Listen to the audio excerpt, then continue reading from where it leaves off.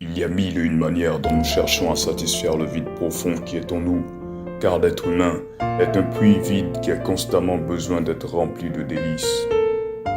Quel est le délice véritable, profond et agréable qui peut satisfaire nos âmes malades? C'est Jésus le Christ, la parole de Dieu manifestée en chair. Sa parole est une épée qui donne la vie et qui fait mourir. Elle donne la vie aux morts et elle fait mourir les passions de nos chairs qui nous éloignent de la vie. Comme les fruits sortis de la verge d'Aaron, le message qui va suivre est un fruit sorti de la verge de Christ, crucifié sur le bois du calvaire. Attentifs soyons et que toute la gloire soit à Jésus-Christ par le sang duquel nous échappons à l'enfer. Alors, par la grâce de Dieu, on a commencé à parler d'un sujet depuis le dimanche dernier, sur la place du cinéma dans le réveil spirituel. C'est vrai que c'est un grand sujet, mais on n'a pas parlé seulement du cinéma dans le réveil, j'ai surtout parlé de l'influence que les vidéos ont sur l'éducation des enfants, l'influence que les vidéos ont sur nous-mêmes, sur notre culture, sur nos habitudes. Et je crois que beaucoup de personnes ont été éclairées, beaucoup de gens ont fait le ménage dans leur playlist, n'est-ce pas? Voilà, il y en a qui ont pris des résolutions de faire attention à ne plus regarder tout ce qu'ils ont envie de regarder. Et aujourd'hui, on va continuer sur le même sujet par la grâce de Dieu. Prenons nos Bibles dans le livre de 2 Corinthiens, chapitre 3, versets 17 à 18. 2 Corinthiens, chapitre 3, versets 17 à 18. Or, le Seigneur, c'est l'Esprit. Et là où est l'Esprit du Seigneur, là est la liberté. Nous tous qui, le visage découvert, contemplons comme dans un miroir la gloire du Seigneur, nous sommes transformés en la même image, de gloire en gloire, comme par le Seigneur l'Esprit. Amen. Amen. Ce passage nous fait comprendre que chaque être humain, chaque personne peut vivre une transformation en fonction de ce qu'il contemple. Dans ce contexte, l'apôtre Paul dit que lorsque nous contemplons comme dans un miroir la gloire du Seigneur ou encore l'image du Seigneur, nous sommes transformés en la même image. Ça veut dire que ce qu'on a l'habitude de regarder avec attention, avec admiration, ce qu'on a l'habitude de regarder longtemps, forcément modifie quelque chose en nous, qu'on en soit conscient ou pas. Les choses qu'on a l'habitude de regarder avec beaucoup d'intérêt et beaucoup d'attention nous transforment. Et à cause de cela, on doit faire très attention aux images auxquelles nous donnons nos regards, sur lesquelles on attarde nos pensées. Et si on veut faire un lien entre ce passage et la réalité qui se cache derrière le cinéma ou derrière les vidéos, c'est que tous ceux qui contemplent à visage découvert certains films sont transformés aussi en la même image, de ténèbres en ténèbres. La transformation spirituelle ne se passe pas seulement à l'église. Beaucoup de transformations spirituelles se passent aussi à la maison devant des écrans. Qu'est-ce que tu contemples? Qu'est-ce que tu as l'habitude de contempler? À quoi est-ce que tu as l'habitude de donner ton temps et toute ton attention? C'est ce qui va déterminer l'image, c'est-à-dire le caractère, le style de personne que tu seras. Pour faire suite à ce qu'on a commencé à dire la dernière fois sur le cinéma, lorsqu'on a regardé les différentes définitions, on a vu l'origine du mot cinéma et on a vu que le cinéma signifiait l'art de prendre des images, d'utiliser des images pour raconter une histoire ou l'art de faire passer une information en utilisant des images. Et si on part de cette définition, on s'est rendu compte en étudiant les Écritures que la première personne qui a utilisé une image et des images pour raconter une histoire, c'était Dieu. Dieu qui a d'abord utilisé Christ qui est l'image de Dieu. Nous allons relire ce passage. Ensuite, Dieu a créé l'homme à son image, selon sa ressemblance. Et Dieu a utilisé l'homme pour raconter tout ce qui concerne la venue de son Fils Jésus. J'aimerais ce matin qu'on parte encore dans d'autres vérités sur le sujet en lisant Colossiens chapitre 11, versets 12 à 14. Colossiens chapitre 1, versets 12 à 14. Rendez grâce au Père qui vous a rendu capable d'avoir part à l'héritage des saints dans la lumière, qui nous a délivrés de la puissance des ténèbres et nous a transportés dans le royaume du Fils de son amour, en qui nous avons la rédemption, la rémission des péchés. Verset 15. Il est l'image du Dieu invisible, le premier-né de toute la création. La Bible dit que Christ est l'image du Dieu invisible. Donc, à la base, Dieu est invisible, mais comme il veut se faire voir aux hommes, comme il veut se faire connaître, Dieu s'est fait une image ou encore une photo, comme j'ai expliqué le dimanche dernier. Pour ceux qui n'ont pas écouté la première partie, vous pouvez regarder sur YouTube la vidéo, la chaîne Maison de sagesse et d'adoration. Je ne vais pas revenir sur ces choses aujourd'hui, mais je vais avancer. Dieu a fait une image de lui, il a envoyé cette image sur la terre, c'était Christ. Et à travers cette image, Dieu a commencé à raconter des choses qui le concernent, qui concernent son royaume aux hommes. Et aujourd'hui, ce qui se passe, c'est que beaucoup de démons ont imité la même chose que Dieu. Les démons à la base sont invisibles. Mais quand les démons veulent rentrer en contact avec les humains, ils ont besoin d'utiliser des images. Et les premières images que les démons aiment utiliser, c'est d'abord les corps humains, les hommes eux-mêmes. Parce que chaque homme est une image, vu que l'homme a été fait à l'image et à la ressemblance de Dieu.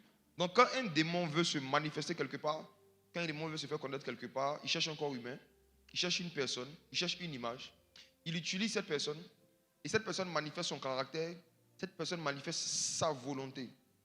On reconnaît l'esprit qui conduit ou qui anime quelqu'un en fonction du comportement que la personne a l'habitude de manifester. Ne vous laissez pas séduire par la présence de certaines personnes dans les milieux religieux. Ce n'est pas parce que quelqu'un est régulier à l'église qu'il a forcément le Saint-Esprit. Notre présence à l'église n'est pas la preuve de la présence du Saint-Esprit dans nos vies. Même les démons sont présents chaque dimanche. Il n'y a pas de gens plus fidèles que les démons. Les démons ne manquent pas les cultes, ils ne manquent pas les veillées, ils sont dans tous les programmes. Mais ce n'est pas des chrétiens. Donc ce n'est pas parce que quelqu'un est toujours présent dans les activités religieuses que ça veut dire que cette personne-là a l'Esprit de Dieu. C'est le comportement, le caractère que la personne a l'habitude de manifester, parce qu'on reconnaît un esprit par son comportement, on reconnaît un esprit par son caractère. Et à travers le cinéma, beaucoup de démons arrivent facilement à se révéler à des hommes. J'ai parlé la dernière fois, par exemple, des films de magie. Comment est-ce que les occultistes utilisent des films qui ressemblent à un jeu, des films de fiction, pour pouvoir initier beaucoup d'enfants, beaucoup de jeunes à la sorcellerie. Comment est-ce qu'à travers certains films, il y a des incantations, des formules magiques que des gens disent et qu'ils poussent les gens à répéter. Et certaines personnes, en ayant répété certaines phrases qu'ils ont entendues dans certains films, ont commencé à vivre certaines expériences spirituelles. Beaucoup de personnes, peut-être même que ce matin encore, il y en a ici. Il y a peut-être des anciens élèves de Harry Potter qui sont là, je vous salue. Beaucoup de gens, en regardant le cinéma, ont été initiés au monde occulte. Et voici pourquoi ce sujet est très important. Il faut avoir du discernement sur ce qu'on regarde en termes de vidéos. Aujourd'hui, on ne peut plus vivre sans vidéo. Les vidéos font partie intégrante, malheureusement, ou heureusement, je ne sais pas, de la vie actuelle. Donc, on ne peut pas vivre en autarcie. On ne peut pas se dire qu'on va se couper de tout ça et puis rechercher des parchemins comme au temps de Moïse pour s'isoler, pour se préserver du monde. Non. Il faut plutôt chercher à comprendre comment le monde est devenu et s'adapter. Voici. Je veux partir aujourd'hui sur la base d'une définition, une autre définition encore du cinéma qui est appelée le 7e art. Et à partir de cela, expliquer pourquoi est-ce ils ont appelé ça le 7e art. Ensuite, les liens qu'il y a entre les différents métiers qu'on retrouve dans le domaine du cinéma et certaines manifestations prophétiques, certaines manifestations spirituelles. Voici. Le cinéma est appelé 7e art. Pourquoi? Il se trouve qu'au XXe siècle, des gens ont entrepris de classer la majorité des arts contemporains dans des grandes catégories. Et quand ils ont fait leur classification, ils ont classé les plus grands arts en 6. Celui qui a fait cette classification est un certain M. Canudo, c'est un Italien qui est un critique du cinéma italien qui était, ce qui n'est plus. Il se trouve que ce monsieur a pris le temps d'étudier et d'observer les différents métiers, les différents arts qu'on retrouvait à son époque. Et il a fait une classification. Et ce qui est étonnant, on va le voir tout à l'heure, c'est que ce qu'ils ont appelé art contemporain, en fait, ce sont des arts que Dieu et les anges ont toujours utilisés, ont toujours manifestés et qui ont même servi à construire l'ancienne alliance, surtout l'ancienne alliance. Il classe les principaux arts contemporains en 6. Le premier, c'est l'architecture, ensuite la sculpture, la peinture, la musique, la danse et la poésie. Je les cite rapidement, je vais revenir dessus tout à l'heure. Il y avait au départ l'architecture, la sculpture, la peinture, la musique, la danse et la poésie. Et quand le cinéma a commencé à se développer, ils se sont rendus compte que tous ces arts-là étaient utilisés dans le domaine du cinéma et que tous ces 6 arts se reposaient ou encore se retrouvaient dans le monde du cinéma. Donc, ils ont appelé le cinéma le 7e art. Maintenant, faisons un lien entre tout ça et puis certaines vérités qui sont dans la parole de Dieu. Alors, ces 7 arts contemporains reflètent 7 manifestations de l'esprit de sagesse, 7 manifestations de l'esprit de Dieu que Dieu utilise pour construire son royaume. Il a utilisé dans l'Ancienne Alliance et jusqu'à aujourd'hui encore, Dieu n'ayant pas changé, il continue d'utiliser des gens qui ont des dons ou des talents dans ces différents domaines pour pouvoir faire avancer son royaume. Explication détaillée maintenant. Vous allez voir que si on commence par les 3 premiers arts qui ont été cités, donc architecture, sculpture et peinture, ce sont les 3 métiers que Dieu a utilisés pour construire le tabernacle. Dieu se révèle à Moïse. Et Dieu dit à Moïse qu'il veut faire sortir les enfants d'Israël d'Égypte pour les conduire à Canaan. Et à Canaan, ils vont habiter dans un lieu où ils ne seront seulement qu'entre enfants de Dieu. Il n'y aura pas de païens, il n'y aura pas d'étrangers au milieu d'eux. Étrangers dans le sens de quelqu'un qui adore une autre divinité.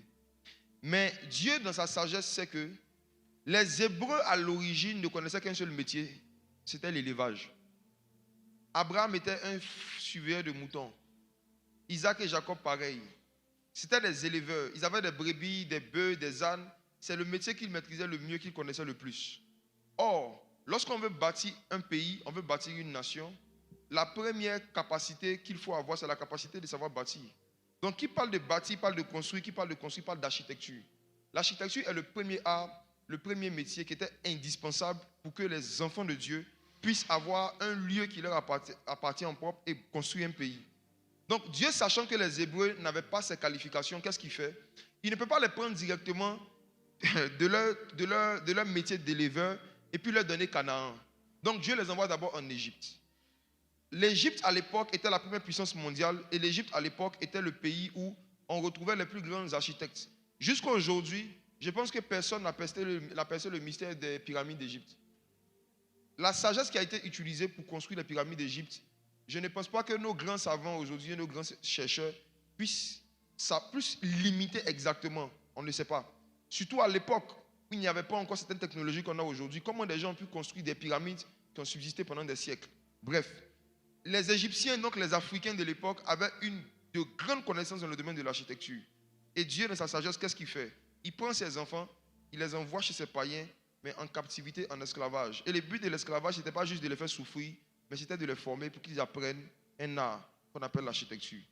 Je fais un lien entre ça et ta vie, toi qui es en train de m'écouter. En tant qu'enfant de Dieu, il faut savoir qu'il y a beaucoup de capacités dont tu as besoin pour pouvoir remplir ta destinée que tu dois apprendre auprès des païens.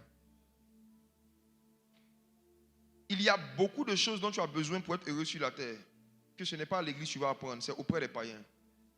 Pharaon et l'Égypte représentent l'ensemble des païens qui ont certains dons, certains talents, certaines capacités dont les enfants de Dieu ont besoin pour pouvoir eux-mêmes vivre heureux sur la terre. Et si vous ne faites pas attention à ce que j'appelle l'orgueil chrétien, le Saint-Esprit va souvent vous faire rencontrer certains païens qui sont censés être vos mentors dans certains domaines où vous n'avez aucune connaissance, aucune expérience, où eux, ils ont de la connaissance et de l'expérience. Et vous allez fermer vos cœurs, vous allez les regarder de haut, vous allez vous dissocier d'eux, et malheureusement, vous allez stagner dans la vie. Je pense que pour ceux parmi nous ici qui ont eu la grâce de faire l'école primaire, la majorité des personnes qui nous ont appris à lire et écrire n'étaient pas des prophétesses, c'était prophétesses et des pasteurs, n'est-ce pas? Qui sa maîtresse était prophétesse? Regardez, vous allez voir que les gens qui nous ont appris à lire, à écrire, à compter, à calculer, qui nous ont donné les bases, que nous utilisons même pour méditer la Bible aujourd'hui, la majorité n'étaient pas des chrétiens. Dieu a créé la sagesse pour que l'homme sache comment faire ce qu'il doit faire. Et la sagesse n'est pas chrétienne. La sagesse est spirituelle. Et Dieu, dans sa souveraineté, n'a pas décidé de donner la sagesse seulement aux chrétiens. Bien au contraire, même quand tu regardes les chrétiens, dans leur majorité, la façon dont certains gèrent leur vie personnelle, ils gèrent leurs finances, ils gèrent leurs affaires, le manque de sagesse est souvent très flagrant, par rapport même à certains païens. Et le Seigneur Jésus lui-même l'a dit clairement dans les évangiles. Il dit, les enfants de ce siècle font preuve parfois de plus de sagesse dans leur rapport avec les autres que les enfants de lumière. Donc, le Seigneur envoie Israël apprendre l'architecture en Égypte. Il les envoie apprendre la sculpture en Égypte. il les envoie apprendre la peinture en Égypte. Les premières fresques, les plus grandes peintures, les plus anciennes, on les retrouve encore en Afrique. C'est pourquoi nos amis nous ont dit que l'Afrique est le berceau de l'humanité. Tous ces arts contemporains, en fait, ont pour racine l'Afrique. Tout est venu d'Afrique d'abord. Les enfants d'Israël avaient besoin d'apprendre tout ça parce que c'était utile pour l'œuvre de Dieu. C'était utile pour pouvoir construire et bâtir le règne de Dieu sur la terre. Maintenant, au fur et à mesure que les siècles sont passés, quand les enfants d'Israël sont rentrés à Canaan, les 3 autres arts se sont ajoutés. La danse, la musique et la poésie. Et c'est ce que vous retrouvez dans les psaumes, dans les proverbes. Le Seigneur maintenant suscite le ministère des chantres. Le Seigneur maintenant donne une onction. L'esprit de prophétie commence à susciter des musiciens et des chantres qui arrivent à chanter, à danser et à écrire des textes poétiques, mais qui parlent de Jésus, qui parlent d'un Messie qui doit venir, qui parlent d'un Sauveur qui doit venir. Lorsque vous lisez les psaumes, le livre de Psaumes est l'un des livres dans lesquels il y a plus de détails sur la vie, les souffrances, la résurrection de Jésus. Mais pourtant, les psaumes étaient des cantiques. Aujourd'hui, nous les lisons comme un livre, mais à l'époque, c'était des cantiques. Les psaumes étaient des bases que les gens utilisaient pour pouvoir danser. Et vous allez voir qu'il y a certains psaumes, quand vous les lisez, ça commence par Psaume de David à jouer sur instrument à cordes. Psaume de David à jouer sur tel instrument. Les psaumes, les proverbes et cantiques des cantiques sont des poèmes, des danses et des cantiques que le Saint-Esprit a utilisés. C'était des arts, c'est différents types d'arts que le Saint-Esprit avait utilisés dans l'Ancienne Alliance pour que les gens puissent parler du Messie qui devait venir. Et puisque Jésus n'a pas changé, qu'il est le même hier, aujourd'hui et éternellement, jusqu'à aujourd'hui, c'est sa volonté d'utiliser tous ces arts en question pour pouvoir se faire connaître et pour pouvoir faire connaître l'Évangile. Maintenant, à travers le cinéma, il y a la possibilité de regrouper et de mixer tous ces différents types d'arts. C'est pourquoi on appelle ça le 7e art. Vous retrouvez ces 6 arts que j'ai cités là dans le domaine du cinéma. Et je l'ai dit et je le répète, mes frères et sœurs, il n'y a pas de plus grand film et de plus grand cinéma que la Bible. Dans la Bible, on retrouve toutes les formes comment je vais dire ça, de beauté en termes d'art. On retrouve dans la Bible tout type d'art, tout type de poésie, tout type de peinture. Dans la Bible, on retrouve une sagesse et une ingéniosité qui s'est manifestée pendant différents siècles avec différentes personnes de différentes cultures, mais toujours par le même Dieu, par un seul esprit. Le Saint-Esprit était un esprit de créativité. Le Saint-Esprit était un esprit de créativité. Le Saint-Esprit était un esprit de créativité. J'aimerais dire à quelqu'un qui souvent dans son domaine d'activité manque d'inspiration et se dit, moi je n'ai pas de l'imagination. Regarde, tu te trompes. Si tu as le Saint-Esprit, tu as une imagination en toi. Peut-être que tu n'avais pas d'imagination avant de rencontrer le Saint-Esprit. Mais le Saint-Esprit qui est à l'intérieur de toi, lui-même, il est une imagination intarissable. Il y a quelque chose qui m'étonne jusqu'à aujourd'hui. Est-ce que vous avez remarqué que chaque être humain a son empreinte? Et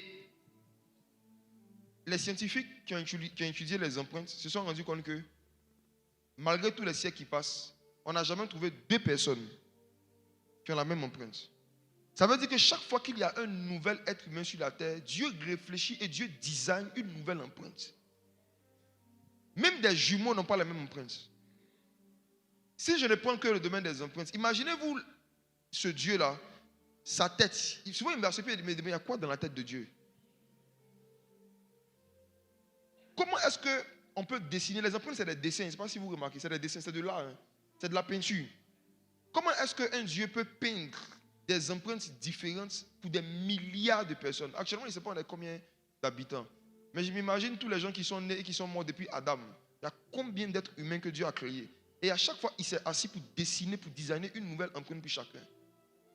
Donc, comment tu peux avoir son esprit à l'intérieur de toi et penser que tu es limité en termes d'ingéniosité ou en termes d'invention, en termes d'imagination dans ton secteur? Il n'y a pas quelqu'un parmi nous qui a reçu une imagination illimitée. Mais dans ton secteur d'activité, dans ton domaine d'activité, tu peux toujours être en train d'envoyer des nouveautés, toujours être en train de créer. C'est parce que beaucoup de personnes parfois ne connaissent pas le Saint-Esprit et ne communiquent pas avec lui. C'est pour ça qu'il leur manque d'inspiration. Le parler en langue ne sert pas seulement à faire du bruit. Le parler en langue est un bouton que Dieu t'a donné pour que tu puisses activer de l'inspiration. Les dons d'inspiration, comme le don de parole de connaissance, le don de prophétie et le don de parler en langue, ce sont des dons spirituels que le Saint-Esprit a donnés à l'Église pour que l'Église puisse activer et renouveler son inspiration et son imagination. Hier, il y a un groupe de frères qui sont venus me voir après le programme il y a un qui me dit qu'il a observé quelque chose qui lui a paru très bizarre. Et il s'est demandé comment on fait pour faire ça. Je dis, c'est quoi? Il dit, il a vu que la semaine dernière, j'ai prêché des messages différents sur les matinales. Le jeudi matin, j'ai prêché un message sur un thème différent. Le jeudi soir, j'ai fait le culte, soirée de vérité profonde, j'ai prêché sur un autre sujet. Le dimanche, j'avais prêché sur un autre sujet. Le vendredi, j'ai prêché sur un sujet. Et puis le vendredi soir, Yam Sokro, il était là. J'ai prêché encore sur un autre sujet. Et il dit, il est sûr que dimanche prochain, il me va encore prêcher sur un autre sujet. Comment on fait pour faire ça? Je lui ai dit, c'est très facile. Je lui ai dit, c'est très facile. Je lui ai dit, tu peux arriver à un stade où tu vas prêcher 5 messages différents par jour et tu ne vas pas te répéter. Il y a quelqu'un que beaucoup de personnes ne cherchent pas à connaître. Il s'appelle le Saint-Esprit. Il a une inspiration intarissable. Imaginez-vous si ChatGPT peut vous donner, si tu dis à ChatGPT, s'il te plaît, écris-moi un poème d'amour que je dois envoyer à 10 femmes différentes. ChatGPT va vous donner 10 poèmes différents, vrai ou faux? Si une intelligence qui est artificielle peut produire 10 messages différents et une intelligence prophétique, je lui ai dit que la Bible dit que celui qui se confie en l'Éternel est comme l'aigle. Il court et il ne se lasse point. Ton esprit peut courir sur plusieurs sujets différents si tu te confies en l'Éternel. Et se confier en l'Éternel, c'est prier Dieu pour dire, Seigneur, je ne connais rien. Mais quand j'aurai le temps, je vais m'asseoir et je vais contempler ta parole. Je vais méditer ta parole. Enseigne-moi. Je lui ai dit, c'est parce que dans notre génération, les gens regardent plus de films que de Bibles. C'est pourquoi il leur manque de l'inspiration. Les gens passent plus de temps avec des vidéos qu'avec les Saintes Écritures. C'est pourquoi il leur manque de l'inspiration. Il n'y a pas quelqu'un qui peut pratiquer Josué chapitre 1, verset 8 et puis manquer d'inspiration dans son métier ou dans son domaine. Regardons Josué 1, verset 8. Josué 1, verset 8 n'est plus pratiqué. Au lieu de méditer jour et nuit, les gens regardent des films jour et nuit. Josué 1, verset 8. Que ce livre de la loi ne s'éloigne point de ta bouche. Médite-le jour et nuit pour agir fidèlement selon tout ce qui est écrit. Car c'est alors que tu auras du succès dans tes entreprises. C'est alors que tu réussiras. Médite-le jour et nuit. Ça fait combien de fois par jour? 2 fois. Combien de fois? 2 fois. Soyez francs avec moi. Qui parmi vous a déjà fait un mois où il a médité 2 fois par jour? Pendant un mois. Où tu méditais au moins 2 fois par jour sur 2 sujets différents. Qui a déjà fait ça pendant au moins un mois? La majorité d'entre nous, personne. Faites-le. Si vous voulez devenir beaucoup plus inspiré dans vos différents secteurs d'activité, le Seigneur dit que si vous voulez du succès dans vos entreprises, les hommes d'affaires, ce n'est pas les coachs qui donnent du succès, ce n'est pas les stratégies, c'est le niveau d'inspiration. Il y a des gens qui ne sont pas là à l'école, mais qui ont eu du succès dans leur entreprise. Pourquoi? Parce qu'ils ont touché à un fétiche qui les inspirait. Le niveau de succès dans les entreprises ne dépend pas du niveau de formation, ça dépend du niveau d'inspiration. Beaucoup de gens ne sont pas là à l'école. Ils ont commencé à vendre du riz au quartier. Et puis dans le riz, ils sont devenus multimillionnaires. L'esprit qui t'inspire, c'est ce qui va déterminer le succès que tu veux avoir. Et pour que l'Esprit de Dieu puisse t'inspirer continuellement et régulièrement, il a besoin de toi au moins 2 fois par jour. Il a besoin de toi 2 fois par jour. Dieu a montré à Josué ce qu'il faut pratiquer pour avoir une inspiration intarissable. Et j'ai pris mes notes de méditation et j'ai commencé à montrer à ce jeune. Je dis, regarde, tiens mon téléphone, regarde, lis. Je dis, regarde les dates. Et il défile. Je dis, regarde, j'ai des messages en stock pour au moins 5 ans. Je lui ai dit que quand on était adolescent, quand mes amis partaient regarder des films, nous on partait regarder des livres. Quand mes amis étaient en train de passer 3 heures, 4 heures de temps à essayer de terminer des séries, nous on essayait de terminer des livres. Et bizarrement, pendant qu'on parlait, il y a un vendeur de livres qui est venu. Je lui ai dit, dépose les livres sur la table, il a déposé. Puis je lui ai dit, ça j'ai lu, ça j'ai lu, ça j'ai lu, ça j'ai lu. Et ce que je n'ai pas lu, j'avais acheté. J'aimerais vous parler à vous tous. Le monde du cinéma veut vous abêtir, veut vous abrutir et veut limiter vos capacités intellectuelles et spirituelles. Si vous ne faites pas attention au rapport que vous entretenez avec le film, je vous dis la vérité, vous aurez beaucoup de diplômes, mais vous n'aurez pas beaucoup de succès. L'une des tragédies de nos sociétés actuelles, c'est qu'on a beaucoup de diplômés, beaucoup d'intellectuels. On n'a jamais une génération où il y a tant de personnes diplômées. C'est pour ça qu'il n'y a pas de travail. Tout le monde a master, tout le monde a licence. Mais il y a combien qui sont vraiment instruits? Quand tu prends les gens en entretien, même en dehors des bureaux, tu échanges avec les gens, tu vois qu'il y a beaucoup de personnes qui sont beaux mais qui sont vides. Ils ont des diplômes mais ils n'ont pas de savoir. Il y a beaucoup qui sont allés à l'école pour fréquenter. Ils ne sont pas allés pour s'instruire. Ils sont allés pour avoir un diplôme. Et depuis qu'ils ont eu le diplôme, ils n'étudient plus, ils ne lisent plus, ils ne se perfectionnent plus, ils ne se forment plus. Ils passent leur temps libre à regarder des vidéos, à regarder des films. Ce que vous ne savez pas, c'est que tout ce que vous apprenez, que vous ne pratiquez pas et que vous ne révisez pas disparaît. Tout ce que vous apprenez, que vous ne pratiquez pas et que vous ne révisez pas, fait quoi? Ça disparaît. Et à travers les films, le diable vole la connaissance. Le diable vole la destinée de beaucoup de gens à travers les films. Il y a beaucoup de gens aujourd'hui ici qui ont fait la comptabilité. Mais si on les surprend, et qu'on les met devant un problème à résoudre dans le domaine de la comptabilité, ils ne vont pas piquer. Beaucoup parmi vous qui avez eu des diplômes depuis plus de 5 ans, 6 ans, 7 ans, est-ce qu'aujourd'hui, si on vous surprend, si on vous donne un travail aujourd'hui, vous pouvez faire aujourd'hui, sur le champ, sauf quand vous êtes parti à l'école pendant 5 ans? Non. Beaucoup ont oublié beaucoup de choses. Et les vidéos du cinéma facilitent l'oubli et la suppression des acquis intellectuels. Faites très attention. Satan est un voleur. Le diable vient pour voler, égorger, détruire. Voici maintenant ce qu'on va faire. On va essayer de voir à quel point le milieu du cinéma est spirituel en étudiant le lien entre les métiers qu'il y a dedans et certains ministères spirituels dans le royaume des cieux. Avant de continuer, j'aimerais dire ceci, c'est que tous les métiers légitimes et décents, je précise, légitimes et décents, il y a des métiers là vraiment, tous les métiers légitimes et décents qui existent en société sont des métiers que Dieu et ses anges ont exercés dans le monde spirituel et qu'ils ont appris aux hommes pour qu'ils puissent organiser la vie sur la terre. Tous les métiers qui existent en société, qui sont légitimes et décents, sont des métiers qui ont été exercés par Dieu et ses anges dans le monde spirituel, qu'ils ont appris à des hommes sur la terre pour que les hommes puissent organiser et maintenir la vie sur terre. Tous les métiers. Ton métier, s'il est légitime et décent, est un métier que Dieu a déjà exercé. Soit Dieu, soit un ange. Peu importe le métier. On va voir tout à l'heure des exemples par rapport au milieu du cinéma. Mais le dire comme ça, quelqu'un est en train de penser à son métier et puis se demande, moi, mon métier, je suis en train de faire là. En quoi est-ce que Dieu ou bien un ange l'a déjà fait? Je vais prendre 5 personnes volontaires au hasard qu'ils me disent quel métier ils font. Et je vais leur dire le lien entre leur métier et un métier qu'il y a dans le ciel. Qui nous visite pour la première fois? Qui est ici pour la première fois? Commençons par eux.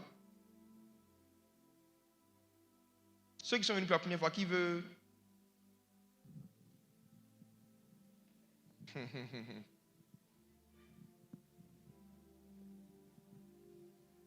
Chandala kabandala supla. Moi, je suis couturière. Je suis couturière. Couturière. Oui. C'est facile. Lorsque Adam et Ève ont péché, qui leur a fait une tunique? C'est Dieu qui a fabriqué le premier modèle d'habit pour l'homme. Il a pris un animal, il a pris la peau et il a fait des vêtements à Adam et Ève après la chute. Dieu est couturier. Ensuite, quelqu'un d'autre? J'allais même en parler tout à l'heure parce que dans le métier du cinéma, il y a un métier qu'on appelle les costumiers.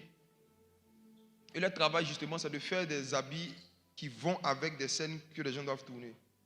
Ça parle vraiment du revêtement de puissance. Oui? Moi, je suis data analyst. En quoi consiste? Moi, je sais ce que c'est, mais explique en quoi consiste le métier pour ceux qui ne savent pas. Analyser les données pour aider les entreprises dans la prise de décision. Très bien. Dans le monde de l'entreprise, les décisions ne sont pas prises sur la base des émotions. Les décisions sont prises sur la base des informations. Donc, il y a des personnes dont le métier consiste, ce qu'on appelle data analyst, à recevoir des données. Ensuite, surtout les synthétiser et les résumer, parce qu'après, à la big data, ça fatigue les gens. On résume les informations, on résume les données.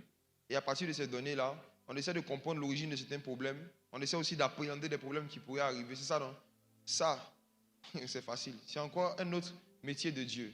La Bible nous dit dans le livre de Genèse que Dieu a entendu que les hommes sont en train de bâtir une tour.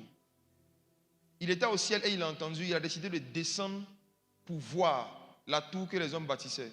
Si Dieu a décidé de descendre pour voir, ça veut dire que des gens lui ont apporté des données.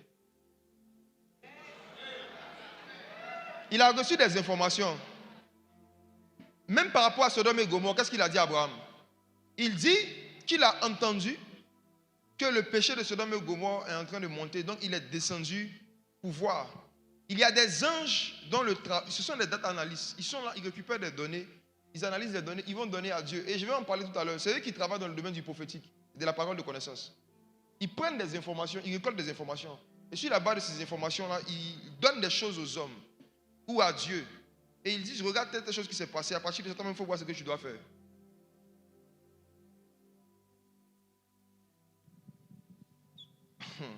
Quelqu'un d'autre?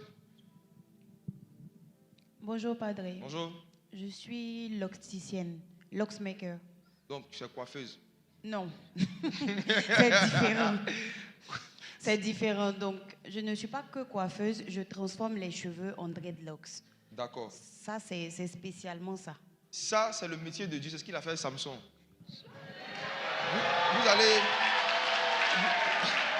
Vous allez voir que... Regardez. Le premier ou un nappy de l'histoire, c'était Samson. Vous allez voir que Dieu veut emmener un mouvement spirituel en Israël. Mais il veut que ce mouvement-là passe par des cheveux. Donc Dieu apparaît à une femme, la femme de Manoah. Après, il apparaît aussi à Manoah. Et il a dit qu'il y a un enfant qui va venir dans votre ventre. Mais lui, il y a quelque chose qui sera nouveau. En Israël, il y a des gens qui se consacraient à Dieu, qu'on appelait les nazis. Et lorsque les nazis se consacraient à Dieu, le rasoir ne devait pas passer sur leur tête. Vous voyez? Mais en général, les nazis ou encore les naziriens, c'était des gens qui appartenaient à une tribu spécifique et qui étaient dans le temple, qui exerçaient dans le temple. Mais Dieu parle d'un enfant qui va venir, qui lui va être utilisé par le Saint-Esprit, mais son service ne sera pas dans le temple. Ça sera hors du temple, donc c'est dans le monde. Et à cause de cela, pour le type d'onction qu'il devait manifester, il y a une coiffure spécifique qu'il devait avoir, qui consistait à garder ses cheveux et à faire certains types de tresses. C'était des locks.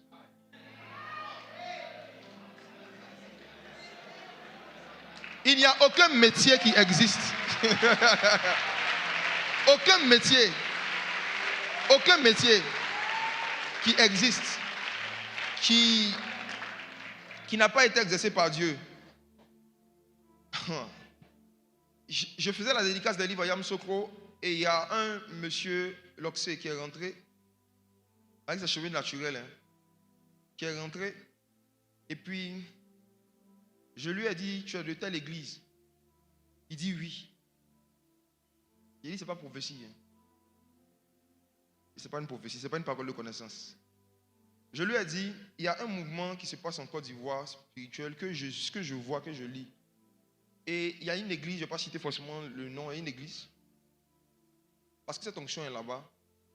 Les gens que Dieu convainc de garder leurs cheveux comme ça, Dieu les attire dans cette église parce que là-bas, on ne va pas les emmerder. Donc quand je te vois, je sais que c'est Dieu qui t'a dit de garder tes cheveux. Et je sais que Dieu sait dans sa sagesse que pour que tu sois spirituellement épanoui avec cette coiffure, il faut être dans cette église. Et c'est pour ça que j'ai dit, je suis sûr que tu es là-bas. Ce n'est pas prophétie, c'est une déduction prophétique. C'est de la data analyse.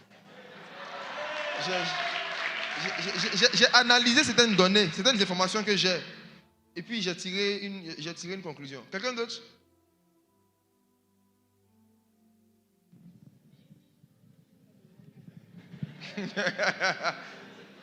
Bon, je vais prendre deux dernières personnes qui vont avancer. Sinon, on risque de faire ça toute la matinée.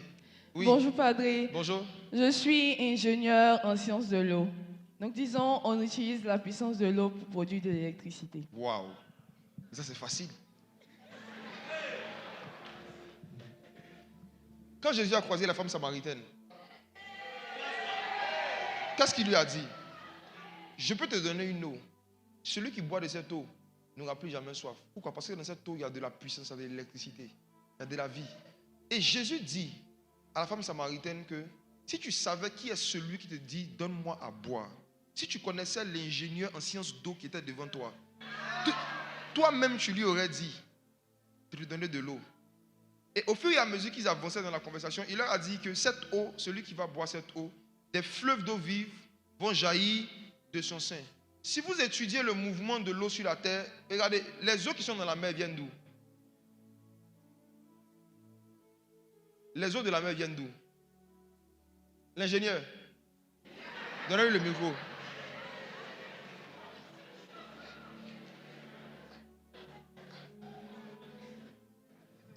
Le Saint-Esprit a décidé de faire de l'Église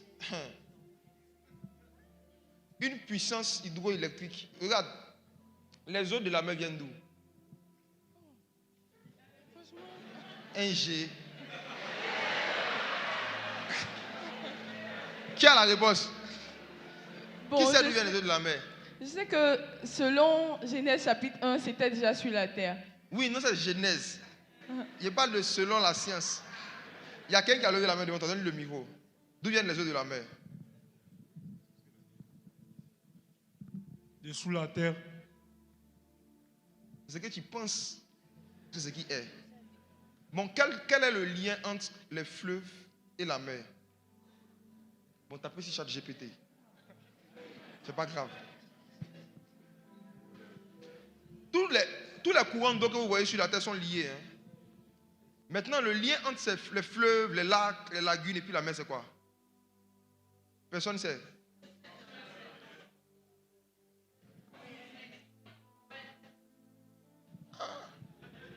Science de la vie et de la terre. Ce sont des affluents et tous, durant les parcours, se jettent à la mer. Très bien. C'est un élément de réponse. Quelqu'un a levé la main? C'est un élément de réponse.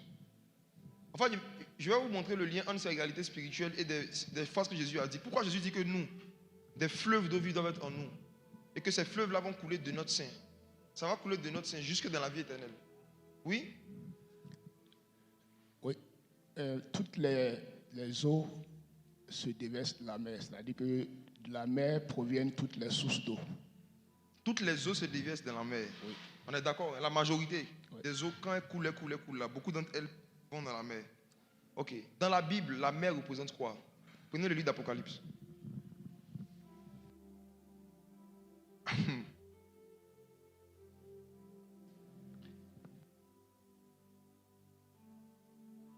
Est-ce que vous vous rappelez de la femme assise sur les grandes eaux?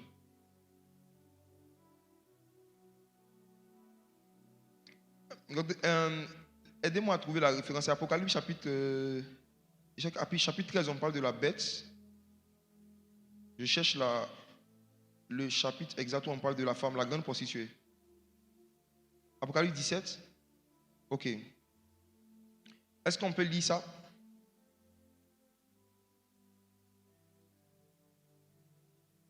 Apocalypse 17, verset 1. Puis un des sept anges qui tenait les 7 coupes vins, et il m'adressa la parole en disant: Viens, je te montrerai le jugement de la grande prostituée qui est assise sur les grandes eaux. Le jugement de la grande prostituée qui est assise sur les grandes eaux, ou encore qui est assise sur la mer. Si vous lisez dans la suite, ce qu'on dit d'elle, c'est que c'est une femme que Jean a vue, qui était assise sur la mer. Et il a dit, l'ange dans l'explication, dans la suite, lui dit que la mer en question, ce sont les nations. Ça représente les peuples. Vous voyez? Donc la mer représente les pays, les peuples. Et nous, lorsque nous recevons Jésus, des fleuves d'eau vive viennent en nous, coulent de notre sein. Et ces fleuves d'eau vive là sont censés justement se déverser sur les nations. Allez, faites de toutes les nations des disciples. On fait des nations avec quoi? Avec les fleuves, avec l'onction. Donc l'onction que nous avons possède à l'intérieur d'elle une énergie, une puissance, une électricité que nous sommes censés répandre dans toutes les nations. Voici Jésus, l'ingénieur en sciences d'eau. Il utilise l'eau pour donner la vie, pour donner la puissance. Je prends une dernière personne et je vais continuer.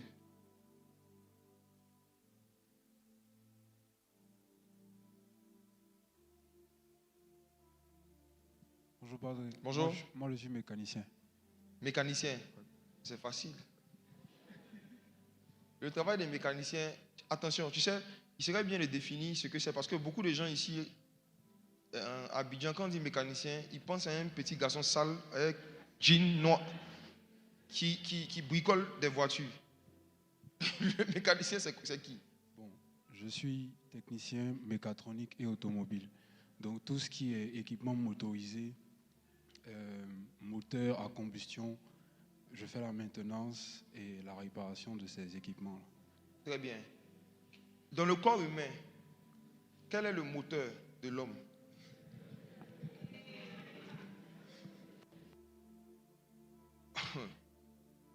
La majorité des inventions que nous avons, même en technologie, sont basées sur l'anatomie, soit du corps humain ou du corps de certains animaux. Je ne sais pas si vous savez. Surtout dans le domaine de l'automobile. C'est pourquoi vous allez voir certaines voitures, certaines coupes qui ressemblent à des animaux. Les BMW, par exemple, se sont beaucoup inspirés, en fait. Il y a une femme qui faisait les dessins, j'avais déjà lu quelque chose dessus. Elle s'inspirait beaucoup, en fait, de la forme de certains animaux. Donc, tu vas voir que l'origine du moteur, c'est le cœur. Les gens ont étudié comment est-ce que le cœur humain fonctionne. Et c'est sur la base du fonctionnement du cœur humain qu'ils ont fait le moteur. Donc, lorsque les hommes ont des problèmes de cœur, qui répare? Dieu est mécanicien. Dieu est mécanicien. Quand les gens ont des os brisés, qui répare? Dieu est mécanicien. Chaque fois que l'homme, le corps humain a un problème de pièces, il rechange même les pièces. Yes. On m'a parlé d'une femme qui avait, je ne sais même plus où j'ai entendu ça, en tout cas les gens qui circulent, qui viennent me voir là. Il y a une femme qui avait une trompe, quelque chose comme ça, ou qui n'avait plus de trompe. En tout cas, elle n'avait pas les trompes qu'il fallait pour accoucher. On lui a dit de ne pas accoucher et tout ça. Et puis elle est venue ici. Elle a écouté un message, elle a cru en ça. Aujourd'hui, elle est enceinte. Oui. Quelqu'un m'a dit ça récemment cette semaine. Voilà, c'est au Gabon. C'est au Gabon. Ce n'était pas ici, excusez-moi. C'était au Gabon. Lors de mon dernier passage au Gabon. Quelqu'un m'a rendu le témoignage la semaine dernière. Donc, mes frères et sœurs, Jésus, Dieu, est le mécanicien de nos vies. Je m'arrête là. Chaque métier qui existe sur la terre est un métier que Dieu ou ses anges ont exercé. Maintenant, regardons maintenant les métiers du cinéma. Dans le domaine du cinéma, les gens ont décidé de classer les métiers qu'on y trouve en 5 catégories. 5 catégories. Il y a tellement de métiers à l'intérieur que les gens ont regroupé les différents métiers en 5 catégories. La catégorie numéro 1 s'appelle les métiers de la création, bizarrement. Les métiers de la création. Quels sont ces différents métiers? Il y a les acteurs, les comédiens, les réalisateurs, scénaristes, directeurs artistiques, chefs décorateurs, costumiers, maquilleurs, coiffeurs. Ces métiers que je viens de citer, ce sont la première catégorie, les métiers de la première catégorie. Acteurs, réalisateurs, scénaristes, directeurs artistiques, costumiers. Le réalisateur, je vais expliquer un peu son rôle, c'est quoi? Le rôle du réalisateur, c'est de diriger la création du film, de guider les acteurs, de répartir les rôles, de choisir le style et l'ambiance, et puis les différents plans. C'est son rôle. Le scénariste, c'est lui qui écrit. Comment est-ce que les choses doivent se passer? Les dialogues sur tous les détails. Dans les dialogues, les actions, la structure de l'histoire. Bizarrement, tout ça, Dieu a fait ça dans le jardin d'Éden. Tout. Le premier film auquel la création a assisté, c'était dans Genèse chapitre 1, chapitre 2 et chapitre 3. L'acteur principal s'appelait Mr. Adam. C'est Adam qui était l'acteur principal. Et c'est Dieu qui a été tout. Il a été réalisateur, scénariste. C'est Dieu qui a mis tout le scénario en place. Jardin d'Éden, direction artistique, comment les arbres doivent se placer. Dieu a fait tout. Et puis qu'est-ce qui s'est passé? Dans chaque film, ce qui donne qui rend un film réel, ce sont les figurants. Donc, Dieu a créé Adam et Ève, mais avant ça, il a mis des figurants qu'on appelle les animaux. Les animaux n'étaient pas des acteurs, c'était des figurants. Ils devaient juste être là, dans la scène, dans le décor. Ils ne devaient pas parler. Mais il y a un parmi eux, le serpent, qui est sorti de figurant, qui est devenu acteur. Il a commencé à parler avec la femme de l'acteur principal, la femme du brave. Et il a commencé à la monter contre le réalisateur, le scénariste, le producteur, le costumier. il a commencé à raconter des choses à Ève, elle a cru en cela. Elle est partie parler de ça à Adam et c'est là le film s'est gâté. C'est dans le scénario que j'avais écrit. Normalement, Adam et Ève devaient rester dans le jardin d'Éden. Après un certain nombre de temps, Jésus allait venir les prendre pour les emmener à la table des noces. Je vais vous expliquer cette histoire de l'enlèvement, c'est venu d'où? Dans le plan de Dieu, la terre était un lieu où l'homme devait vivre éternellement. Et le ciel était le lieu où l'homme devait aller en vacances. Le ciel était l'endroit où l'homme allait partir pendant un temps en congé pour aller se relaxer, pour revenir sur la terre. C'est ce qui va se passer avec nous aussi. Il se trouve que Dieu avait écrit un scénario. Il devait créer l'homme et la femme. Après un certain nombre de temps, après avoir atteint une certaine maturité, l'homme et la femme allaient être enlevés. Ils allaient partir à la table avec le Messie, aux noces de l'agneau. Ils allaient communier avec lui, ils allaient visiter le ciel. Et après ça, ils allaient revenir régner avec Christ sur la terre. C'était le plan. Mais malheureusement, comme l'un des figurants a mélangé le film, l'acteur aussi, il n'a pas joué son rôle. Adam devait jouer un rôle. Adam était censé imiter Dieu sur la terre. Il devait exercer l'autorité, le règne et la domination de Dieu sur la terre. Adam était un acteur. L'acteur, son travail, c'est quoi? On te donne un personnage, une personnalité que tu dois imiter. C'est ce que Adam faisait. Adam imitait Christ. Quand le Seigneur dit « Soyez mes imitateurs », l'entend il dit « Devenez des acteurs ».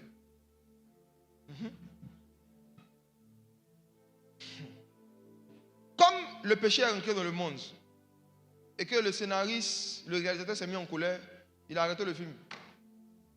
Et il a écrit un autre script. Et cet autre script-là est ce qui a commencé depuis Genèse chapitre 3 jusqu'à Malachie.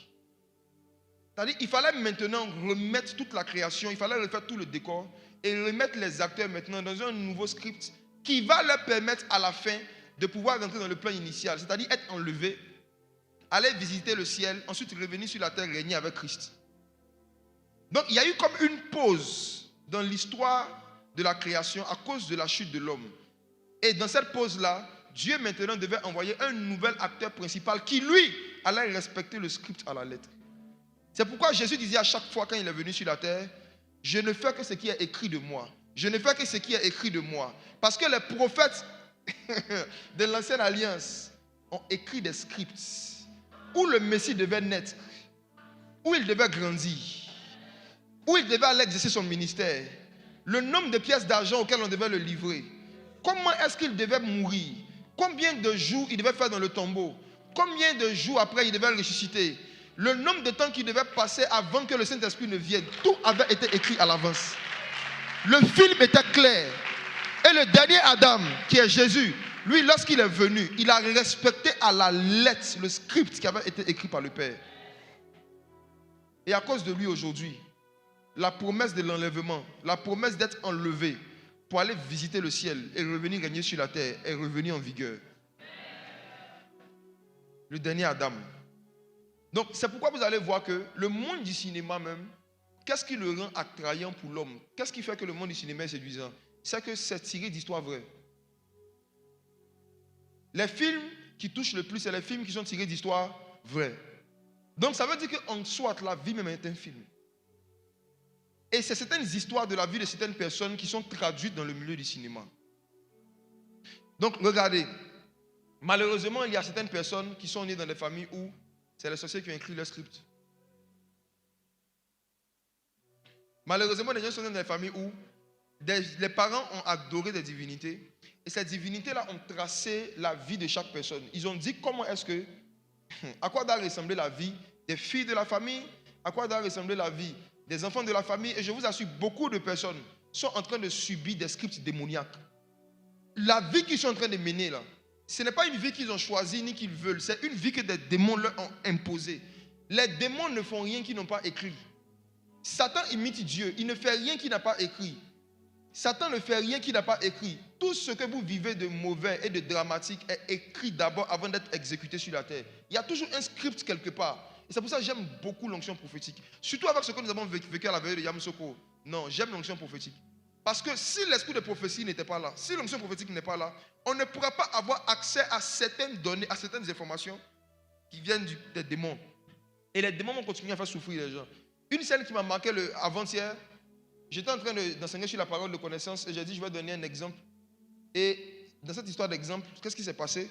Le Seigneur me montre une jeune fille qui a été abusée sexuellement par quelqu'un et tout ça, et qui est en train de nourrir, dans son cœur un plan. Elle est en train de tracer aussi un script de vengeance.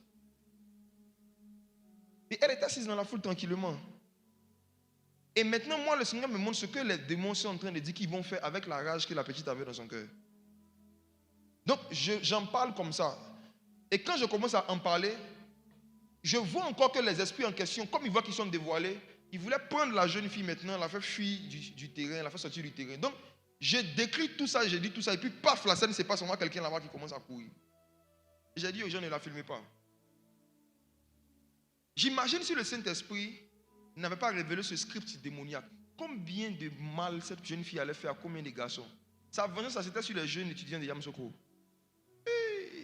Elle allait faire des trucs. J'imagine. Vous allez voir que Jézabel, dans la Bible, avant de menacer Élie, la Bible dit qu'elle a écrit un décret. Et c'est ce décret-là qu'elle a envoyé pour dire que les dieux me traitent dans toute leur rigueur. Si toi, je ne roule pas ta tête. Et vous allez voir que lorsque, au temps d'Esther, on voulait tuer les Juifs, on dit Aman a fait écrire quoi? Un décret. Les démons ne font aucun mal qu'ils n'ont pas écrit. Avant de détruire la vie de quelqu'un, ils écrivent qu'ils vont détruire ta vie. Et si tu as la grâce d'avoir accès à l'onction, l'onction peut révéler que toi, voici ce qui est écrit de toi, qui doit t'arriver normalement dans telle période. Mais on peut annuler les décrets par la puissance du Saint-Esprit. On peut annuler les décrets. Donc, vous voyez que le monde du cinéma, le fait d'écrire à l'avance des choses que des gens doivent faire, des rôles que les gens doivent jouer, beaucoup d'entre vous, là, la vie que vous vivez actuellement, c'est la vie de votre grand-mère. Vous êtes des infirmes. Vous êtes des acteurs qui jouaient un rôle, qui vivaient la vie de quelqu'un qui n'est pas votre vie. Et il y a des gens qui le sentent. Il y en a qui savent que la vie que j'ai en train de mener là, ce n'est pas ma vie. Moi, je me sentais comme ça quand j'étais dans le monde. J'étais au milieu de mes gars, on rappait, on buvait, on était dans le péché. Mais parfois, quand je finis de boire, surtout quand j'étais ivre, souvent, il m'arrivait d'être comme et puis. Les sciences. Comment je vois les bêtises qu'il a fait, il m'assoit et puis il dit, il sait que ça, c'est pas moi. Je sais, qui a déjà vécu ça dans le monde? Tu sens que tu fais semblant d'être heureux. Mais il y a des moments où tu sais que ça, c'est pas ma vie. Je ne suis pas comme ça. Oui. Même dans la vie chrétienne, ça peut arriver. Comme vous voyez souvent des chrétiens qui chutent, qui rétrogradent, si tu as le Saint-Esprit, peu importe le péché que tu commets, tu peux faire semblant d'être content. Un moment, ta conscience va te rappeler que ça, là, ce n'est pas ta vie. Ce n'est pas toi. Tu n'es pas comme ça. Tu n'es pas comme ça. Et c'est ce sentiment, c'est cette conscience-là qui est en nous, qui nous dit que ce n'est pas le script que Dieu a écrit pour toi. C'est ça qui nous aide à nous repentir et puis à venir à Jésus. C'est comme si Dieu a mis à l'intérieur de chaque homme une petite partie quand même du script, de la vie qu'il est censé mener. Et quand tu n'es pas dans le script, tu n'es pas en paix. Tu n'es pas heureux. Je prie pour quelqu'un ce matin, que pendant que tu es en train d'écouter ce message, si jamais tu étais en train de vivre quelque chose que Dieu n'avait pas écrit, Dieu te donne la force de sortir de ça au nom de Jésus. Jésus disait toujours, je viens pour faire ce qui est écrit de moi, ce qui est écrit de moi, ce qui est écrit de moi. Frères et sœurs, j'insiste sur le Josué chapitre 1, verset 8. Il faut que vous ayez l'habitude de méditer la parole de Dieu jour et nuit pour pouvoir découvrir progressivement le script que Dieu a écrit pour ceux qui sont ses enfants. Quand tu as le Saint-Esprit, il y a un style de vie que tu es censé mener. Il y a des choses que tu es censé pratiquer. Et tu découvres ça dans la Bible. La Bible est, je dirais, 80% du script que Dieu a écrit pour montrer à chacun de ses enfants la vie qu'il est censé mener. Les choses qu'il est censé faire, les choses que tu es censé dire, les choses que tu n'es pas censé dire.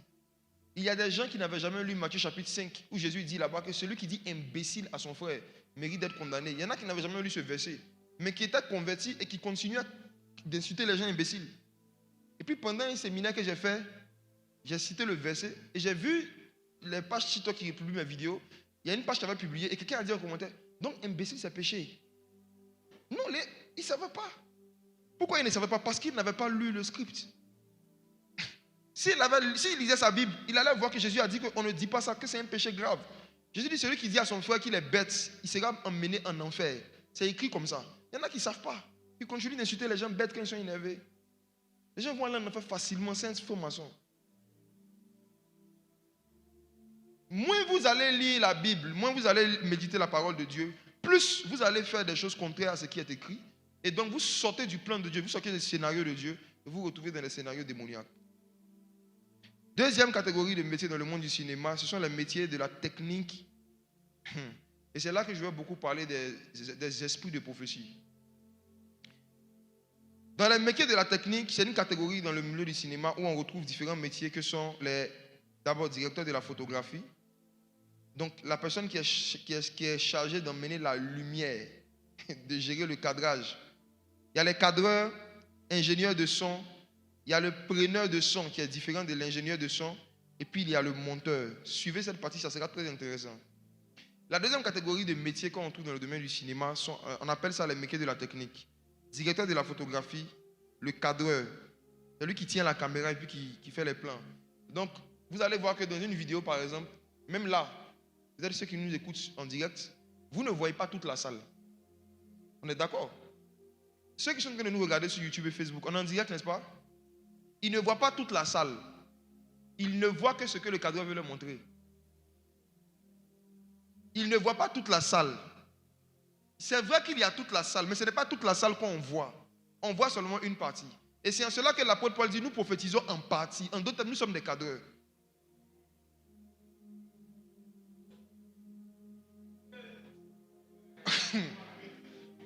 Quand tu reçois une prophétie, ce n'est pas tout ce que tu reçois que tu dois dire. Tu dois cadrer ce que tu dois dire.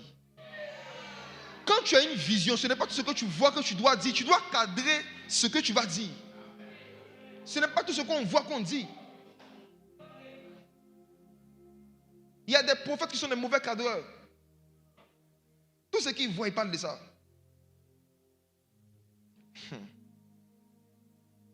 L'ingénieur de son et le preneur de son, suivez ce que je vais expliquer.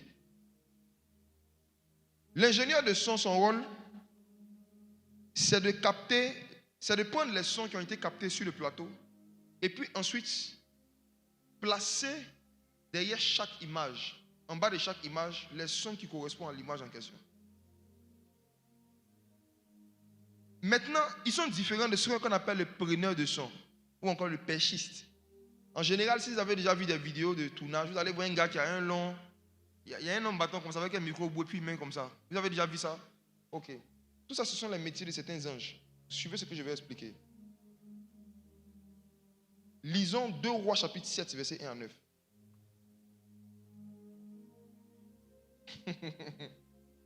2 Rois chapitre 7, versets 1 à 9.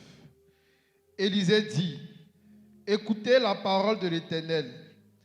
Ainsi parle l'Éternel, demain, à 7 heures, on aura une mesure de fleurs de farine pour un cycle et 2 mesures d'orge pour un cycle, à la porte de Samarie. Je vais simplifier cette prophétie. En fait, c'était un temps de famine. Les enfants d'Israël étaient dans la famine, les gens avaient faim, ils avaient du mal à trouver la nourriture pendant longtemps. Maintenant, Dieu envoie Élisée pour prophétiser que la famine va finir bientôt. Donc tout ce que vous avez lu, c'est ce que ça veut dire. Ça veut dire bientôt la nourriture sera moins chère. Allons-y, verset 2. L'officier sur la main duquel s'appuyait le roi répondit à l'homme de Dieu. Quand l'Éternel fera des fenêtres au ciel, pareille chose arrivera-t-elle? Ça, c'est l'ancêtre de ceux qui parlent mal. Oui. Et Élisée dit, tu le verras de tes yeux, mais tu n'en mangeras point. L'homme de Dieu annonce qu'à partir de demain, très bientôt, il n'y aura plus la famine, la nourriture sera moins chère. Et puis il y a un qui dit, même s'il y a fenêtre au ciel, est-ce que ça va arriver? On dit très bien, juste à cause de cette réflexion, tu ne vas pas manger. Souvent, Dieu vous ouvre des portes, c'est votre bouche qui vous ferme la porte. Il y a des commentaires, je vous dis la vérité, il y a des petits commentaires que vous faites sur certaines manifestations prophétiques. L'onction prophétique va venir, mais vous n'allez pas manger aussi. Il y a des commentaires que tu peux faire sur les dons spirituels ou sur le monde surnaturel. Juste ce commentaire va te fermer la porte du ciel.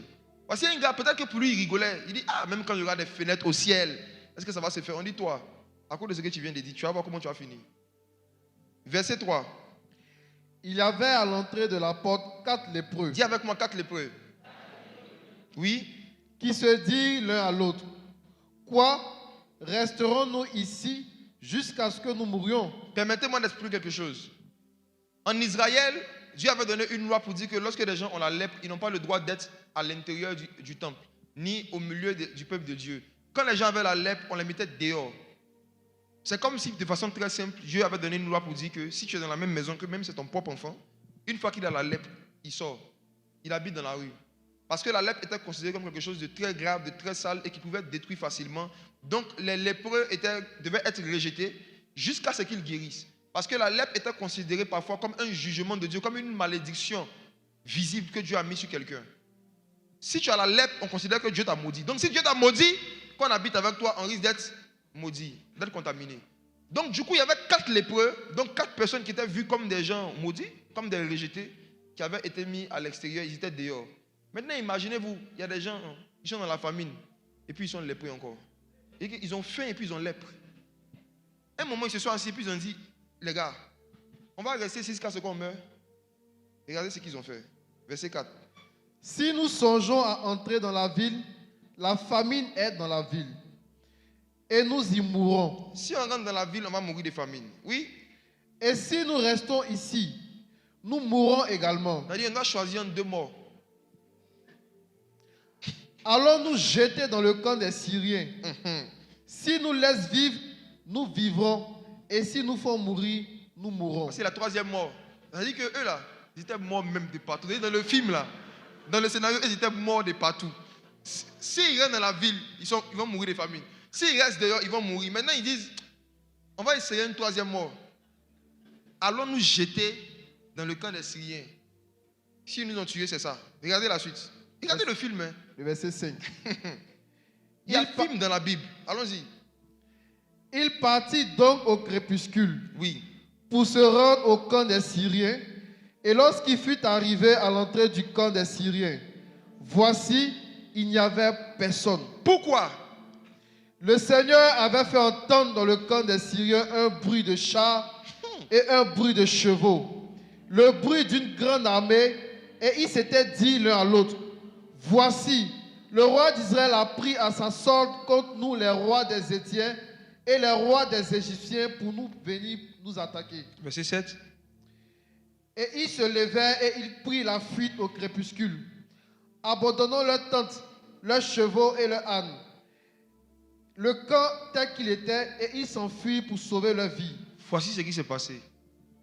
Les ennemis de Dieu, les ennemis des enfants de Dieu, étaient assis dans leur camp tranquillement lorsqu'ils ont entendu un instrumental. La Bible dit qu'ils ont entendu des bruits de chars, de chevaux. Ils ont entendu un son. C'était tellement réel qu'ils pensaient que c'était la réalité. Et ils se disaient que les enfants d'Israël venaient les attaquer. Oh, ils n'étaient pas là. Regardez ce qui s'est passé.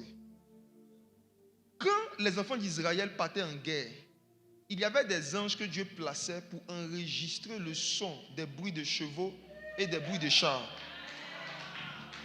Il y avait des anges, des perchistes et des ingénieurs de son qui prenaient le bruit de la guerre des enfants d'Israël et qui enregistraient. Et un jour, ils avaient besoin, les enfants d'Israël, d'avoir une victoire sur les Syriens, mais ils n'avaient pas la force de pouvoir les vaincre. Donc, qu'est-ce que Dieu fait? Dieu prend l'enregistrement du son, des bruits de chevaux et des bruits de chars, et Dieu fait jouer la musique dans le camp des Syriens. Les Syriens ne voient personne, mais ils entendent le son des bruits de chevaux et des bruits de chars, et ils fuient, ils laissent toute leur richesse. Mes frères et sœurs, dans le domaine du combat spirituel, vous savez pourquoi souvent le Saint-Esprit, quand l'onction vient sur vous, vous pousse à prier à haute voix? C'est pour enregistrer. Regarde, il y a des anges chaque fois que vous êtes en train de prier qui sont chargés de capturer le son, d'enregistrer.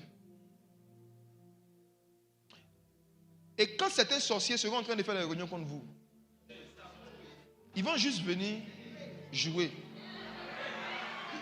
Et les sorciers vont entendre quelqu'un en train de faire la tuanda kavia la handovle avado. Jgenta la koblendo pliadi avalakado. Ils ne vont voir personne, mais ils vont entendre la voix. La parole de Dieu est réelle. Ayam Sokro, pendant un moment de la veille, j'ai dit quoi? J'ai dit, on va faire une invasion dans le camp des sorciers tout à l'heure. Et au début, les gens riaient. C'est pour ça que je m'amusais. Mais quand ça a commencé, ça ne me faisait pas rire.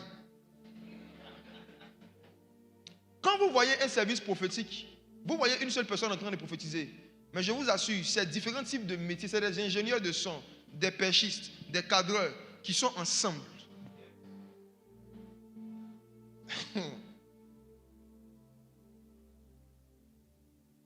Dieu, l'ingénieur de son, enregistre les conversations, enregistre les prières, enregistre les cantiques de ses enfants. Plusieurs parmi vous, vous avez déjà eu fait cette expérience où vous chantez, vous adorez Dieu, et arrivé un moment où vous avez la forte impression d'entendre d'autres personnes en train de chanter qui sont nombreuses, mais qui ne correspondent pas au nombre de personnes qui sont dans le lieu. Qui a déjà vécu ça pendant un moment d'adoration? Parce que chaque temps d'adoration, chaque scène d'adoration qui se passe quelque part sur la surface de la terre, Dieu enregistre. Et parfois, il y a certains anges qui prennent des scènes d'adoration qui se passent au Nigeria ou bien au Togo. Et puis, quand vous vous adorez à Abidjan, pendant que vous chantez, ils mettent la même chose. Donc, ceux qui sont spirituels, parfois, pendant qu'ils sont en train d'adorer, on a l'impression que les gens se sont joints à eux.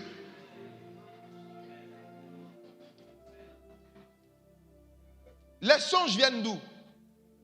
Pourquoi est-ce que parfois, il y a des scènes qui se sont passées quelque part, tu n'étais pas là, et toi, tu dors, tu vois la scène. Mais quelqu'un avait filmé. Quelqu'un a filmé. Il y a des anges qui se baladent avec des caméras.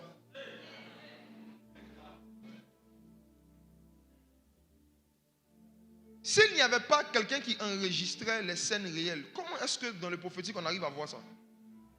Comment je peux regarder quelqu'un puis commencer à lui raconter son songe? Si quelqu'un n'a pas enregistré pour garder, lui-même il a oublié. Mais il y a un ange qui avait la vidéo.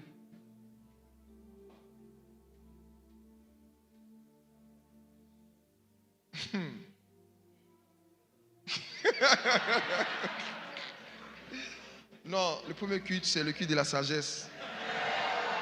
On reste sage, on reste tranquille. Ok? On ne fait pas ce genre d'exemple ici, ça va gâter le culte. Troisième catégorie de métiers. Étudiez, en fait, je vous donne des catégories, vous pouvez faire des recherches. Ceux que ça intéresse, allez vous-même sur Internet, tapez quels sont les métiers dans le monde du cinéma. Surtout vous qui travaillez dans le domaine de la com, ou bien dans ce domaine-là, instruisez-vous là-dessus. Il faut que vous compreniez la spiritualité de ce que vous êtes en train de faire.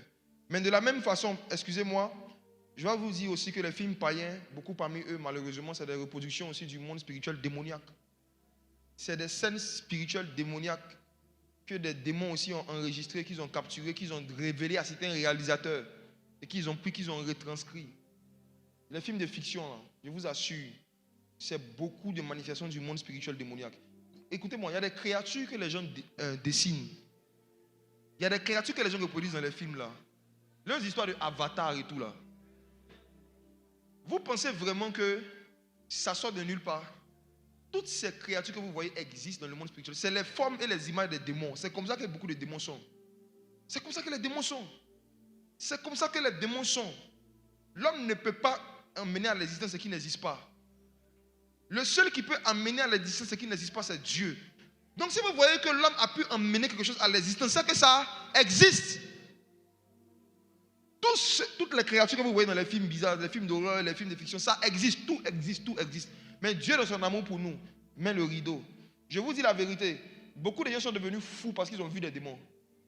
Le cerveau humain ne peut pas supporter la laideur des démons. C'est pourquoi Dieu ne peut même pas de les voir. Si Dieu ouvrait vos yeux spirituels de tout le monde comme ça, ou bien même les yeux physiques, et que physiquement tu vois un démon, tu peux devenir fou.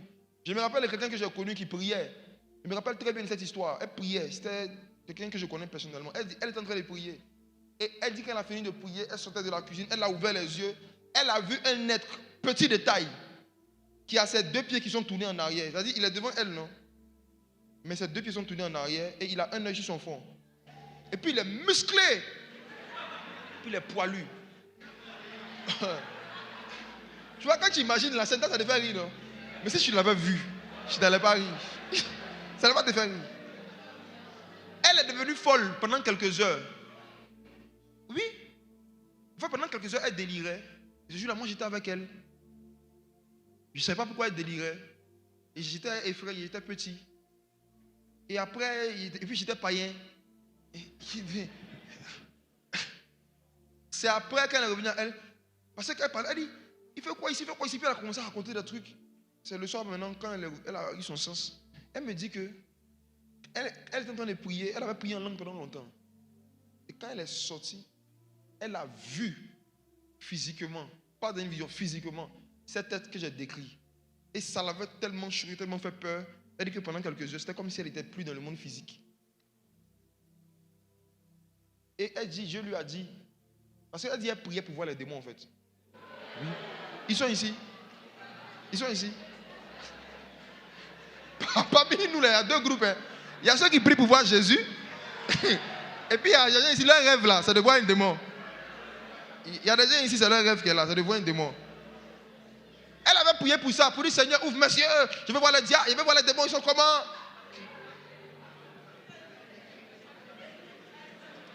Exemple. Elle a dit, elle a pété un câble. Et moi, j'étais pas un qui m'a raconté ça, ça m'a rien dit. Je me suis juste dit que le coin de la cuisine qu'elle m'a montré, les nuits, je vais éviter ça. C'est la seule décision que j'ai prise. C'est quand je me suis converti, je repensais à ça. Et moi-même, maintenant, je reste dans la délivrance. Parfois, j'ai des visions. Quand le Seigneur me montre des images de certains démons, je ne les vois pas physiquement. Il me montre des images. Parce que le cerveau humain ne peut pas supporter le niveau de laideur. Donc, imaginez-vous souvent dans les films, là, les gens prennent des créatures qui y représentent. Et toi-même, tu assises à la maison. Mais quand ils sortent, tu pousses.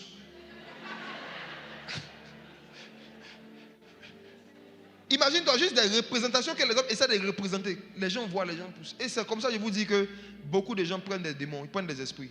Parce qu'au début, ça te fraie, mais après, tu commences à admirer. Ça te plaît. Or, tout ce qui te plaît, c'est comme quelque chose que tu es en train d'attirer en fait à toi. Et c'est comme ça que des gens après commencent à faire des cauchemars. Surtout les enfants, ils font des cauchemars, ils voient des choses bizarres. Moi, j'ai fait une erreur que j'ai corrigée rapidement. Quand mon premier fils était né, je me rappelle, un jour, je l'ai pris, il était 2 ans comme ça. Il était en train de jouer un jeu CPS là. Et puis, il y avait des monstres qu'il fallait tuer. Et le petit était là. Et puis, il me regardait jouer. 1 an ou 2 ans. Et maintenant, chaque fois, il venait demander, il veut regarder, ça lui plaisait.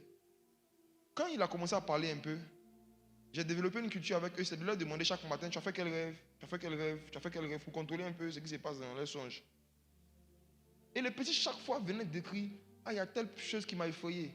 Il y a telle personne qui est venue, qui voulait me mordre. Il y a telle chose. Et puis quand il parlait, ça ressemblait à mes gars que tu es dans la place. Depuis là, j'ai arrêté ça. Il y a plusieurs années en arrière, j'ai arrêté ça. Et c'est là que je me suis rendu compte que le monde du cinéma, là, quand surtout on parle du monde de la fiction, c'est le monde spirituel ténébreux, le monde spirituel démoniaque que des personnes essaient de représenter. Et si quelqu'un spirituellement n'est pas fort et qu'il a l'habitude d'aller regarder ce genre de choses, il peut être transformé en la même image. Il y en a ici, si Dieu vous montre l'aspect spirituel. Avatar. Voici. Une autre catégorie de métiers, c'est dans le domaine du cinéma. Après la catégorie des métiers de la création, les métiers de la technique, il y a les métiers de la production. Donc dans ces métiers, on retrouve producteur, assistant, réalisateur, régisseur, chargé de production. Bref, je veux parler d'un seul de ces métiers-là, le métier de la production. En fait, c'est le ministère de la famille, le ministère des parents. Le producteur est chargé de faire quoi? Il est chargé de financer le film, de coordonner les équipes et puis de superviser. Lorsque nous naissions, qui finance nos couches? Qui finance les laits? Qui finance l'école? Qui finance tout ce qu'on fait pendant un certain nombre d'années? Il y en a même, ils sont là aujourd'hui, ils ont 40 ans, les parents les financent encore. Même ils devaient se marier, c'est les parents encore qui devaient financer. C'est-à-dire qu'ils vous ont produit vraiment à un certain niveau. Donc, le métier de producteur est une manifestation du métier en fait, de l'autorité parentale, du métier de la famille. Et malheureusement, il y a beaucoup de personnes en société qui n'ont pas eu la grâce de pouvoir rentrer dans leur destinée parce que personne ne les a produits. C'est-à-dire qu'ils n'ont pas eu la grâce d'avoir des gens qui allaient financer leurs ambitions, qui allaient leur donner des moyens pour qu'ils puissent développer leur talent, qui allaient les mettre dans des contextes, en fait, leur donner la chance de pouvoir acquérir des diplômes, acquérir des formations pour avoir certaines opportunités. Et ce métier de production qu'on retrouve dans le domaine du cinéma, qui est une représentation du ministère de la famille, c'est le travail des parents. Et chers parents, écoutez bien ce que je vais dire. Ceux qui sont parents, ceux qui vont le devenir. Votre rôle, ce n'est pas de transformer les enfants, c'est de les accompagner. Vous n'êtes pas les réalisateurs de leur vie. Ce n'est pas vous qui devez écrire le script. Je ne peux pas regarder un enfant et dire je veux que tu deviennes médecin. Je suis en train de détruire sa vie. Des parents regardent leurs enfants et disent je veux que tu sois comptable. Je veux que tu fasses telle filière. Tu es Dieu.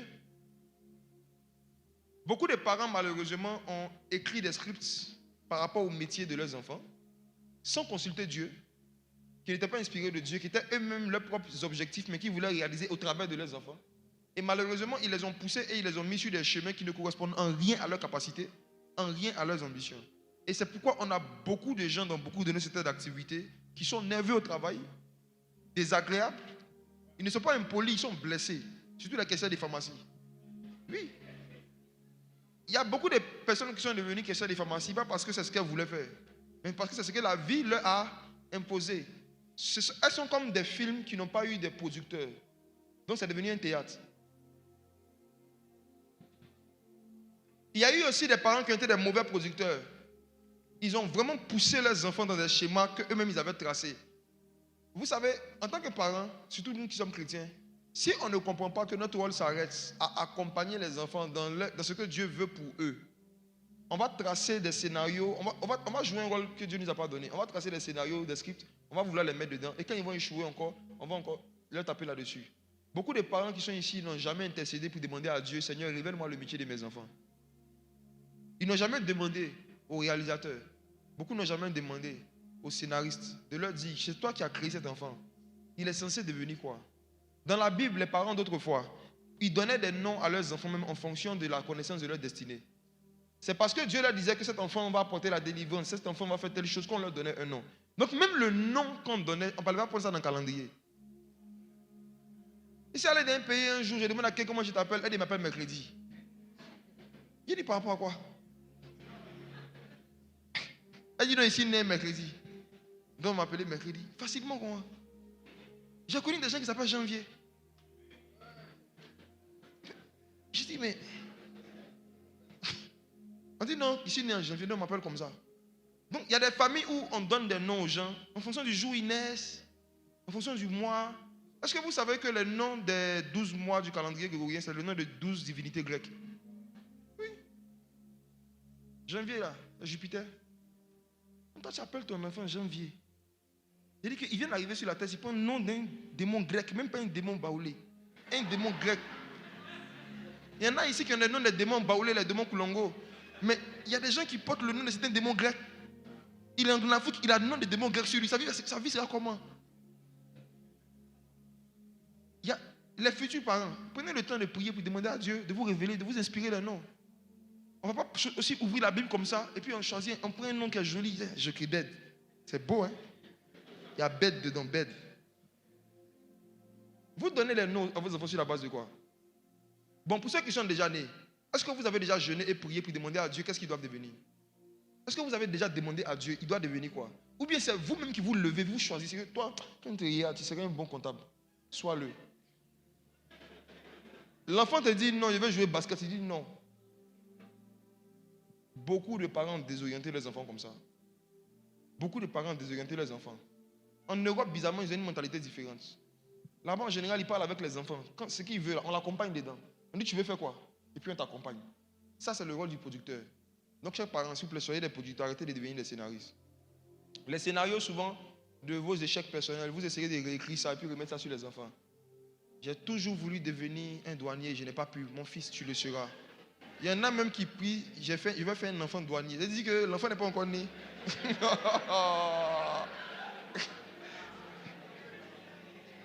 L'enfant n'est pas encore né. Ils ont déjà dit qu'il sera douanier.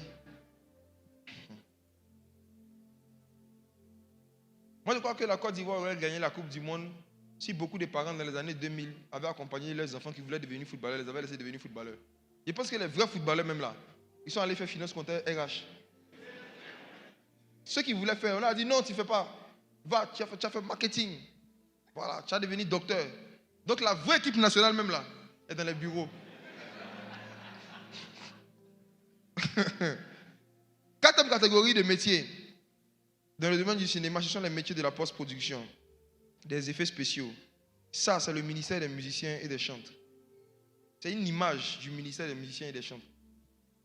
Eux, leur rôle, c'est de vraiment embellir les vidéos, embellir les films par certains effets, par certains designs, par certaines ambiances sonores qui vont mieux faire ressortir les émotions qu'on veut faire ressortir par rapport à certaines scènes.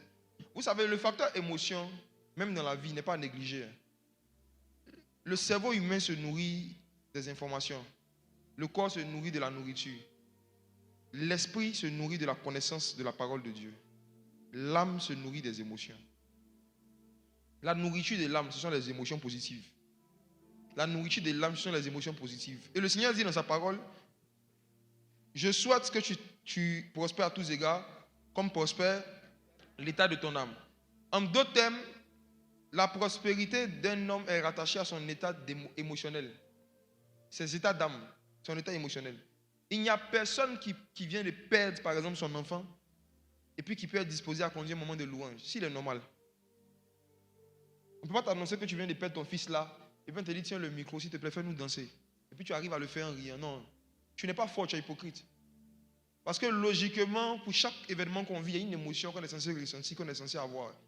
Et l'un des rôles des chantres et des musiciens qui ont l'Esprit de Dieu, c'est de pouvoir régulièrement donner à l'Église, donner au corps de Christ la possibilité d'avoir des émotions positives, indépendamment de ce qu'ils vivent. Les cantiques d'adoration et les cantiques de louange inspirés du Saint-Esprit viennent nous mettre dans les états d'âme, dans les états émotionnels qu'il faut, viennent consoler, ça vient encourager, ça vient fortifier. Pourquoi est-ce qu'aujourd'hui, dans le sport moderne, ceux qui font du sport dans le modernisme, les gens font du sport avec la musique? Ce n'était pas le cas il y a 15 ans, il y a 20 ans. Ce n'était pas le cas il y a 100 ans, n'est-ce pas? C'est arrivé un moment dans l'histoire que les gens ont commencé à associer la musique au sport. Avant, ils ne le faisaient pas. Ils se sont rendus compte qu'en écoutant certaines musiques, le corps humain arrive à aller au-delà de certaines limites. En écoutant certaines musiques, en faisant des activités, le corps humain arrive en fait à pouvoir minimiser, je dirais, ou mépriser certaines douleurs, certaines fatigues. Donc la musique est très puissante et joue un rôle très puissant sur l'état d'âme des gens. Donc les chantres, les musiciens, tous ceux qui travaillent dans le domaine du son, de la musique, leur ministère, c'est ce que vous allez retrouver dans cette catégorie de métiers du cinéma. De la même façon, dans le cinéma démoniaque, il y a des ingénieurs de son, il y a des musiciens, il y a des designers sonores dont le but est de transférer aux gens des émotions négatives. Oui. Il y a certains parmi vous, vous avez regardé des films et après avoir regardé le film, vous êtes triste toute la journée. Vrai ou faux? Je regarde un film et puis à la fin, je suis énervé. Je me rappelle qu'il y a une de nos sœurs ici qui est dans le domaine du cinéma, qui est actrice, réalisatrice. Elle a fait un film et elle m'expliquait qu'ils sont allés à l'intérieur du pays pour projeter le film. Le film parle des violences conjugales, les violences que les hommes font aux femmes, des femmes battues. Et c'est elle-même qui était l'actrice principale. Donc elle était mariée à un gars qui était riche, mais qui la battait et qui dehors faisait mine de le meilleur couple du monde. Et elle m'expliquait qu'à la fin du film, c'était à l'intérieur du pays. Donc on comprenez ce qu'elle a expliqué tout à l'heure. À la fin du film, on a demandé aux acteurs qui ont fait le film de venir sur le podium pour saluer la foule. Le monsieur qui frappait la femme dans le film, lorsqu'il est venu sur le podium, elle dit que les gens ont pris des bois et des cailloux. Ils ont commencé à le poursuivre. Ils ont dû l'évacuer. On dit non, il n'est pas mauvais. C'était un film. Le villageois dit il a foutaise. Elle dit on a dû évacuer le monsieur. En Côte d'Ivoire ici. Donc regardez comment est-ce que le cinéma est puissant. C'est-à-dire que on peut manipuler les émotions des gens au point où on va les mettre en colère contre quelqu'un qui n'a rien fait. Quelqu'un qui s'amusait. On va penser qu'il est vraiment mauvais. Et c'est comme ça que les gens s'exposent à des films où on déforme leurs âmes. Dans le domaine du prophétique et des dons spirituels, moi je vous donne un conseil. Je dis que si vous voulez garder intact et authentique les dons de révélation, parole de connaissance, parole de sagesse, le don du discernement des esprits, évitez au maximum de mettre vos émotions, même quand vous regardez des films. Ne prêtez pas vos âmes aux films. Pourquoi? Je prends un exemple que j'aime prendre. Titanic. Leonardo DiCaprio. Je ne vais jamais oublier ce monsieur parce que vraiment, La première fois que j'ai regardé ce film, j'étais au Mali. On était allé en vacances chez un oncle, j'étais petit comme ça. On regardait le film d'un salon à Bamako. Il y a une partie du film où le bateau était en train de se casser là. Et puis Leonardo était en train de mourir. Et puis sa chérie était en train de faire non, ouais, la partie, voilà. Leonardo mourait. La partie où il mourait et sa chérie lui disait au revoir, quand la partie est arrivée, l'onction est tombée dans le salon. Toutes les femmes qui étaient là, les hommes, pleuraient. Il y en a qui se couchaient au sol. Il dit, ça criait, ça pleurait. Moi, j'étais petit, je regardais. Je comprenais le film, mais c'est elle qui ne comprenait pas en fait. Je regardais. Et quand je me suis converti des années après, le Saint-Esprit a étudié cette scène qui m'explique quelque chose sur la dangerosité d'exposer ses émotions au mensonge. Je vous pose une question. Est-ce que Leonardo DiCaprio était vraiment mort? Il s'amusait, non? Il s'amusait? Ok. Donc la scène est fausse. Mais est-ce que les émotions que les femmes ressentaient n'étaient pas des vraies émotions? Donc, le mensonge qu'elle regardait en suscitait en elle de vraies émotions. Simplement. C'est-à-dire quelque chose qui est faux peut susciter de vraies émotions. Maintenant, imaginez-vous, quelqu'un qui habitue son âme à être ému par le mensonge, à être touché par le mensonge. Lorsque maintenant son âme s'expose à la vérité, est-ce que son âme sera sensible à la vérité?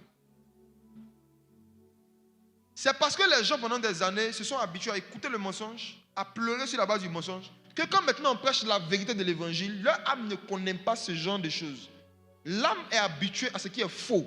Donc ce qui est vrai l'irrite. Ce qui est vrai l'effraie. La vérité l'effraie. Pourquoi? Parce que tu as habitué ton âme au mensonge.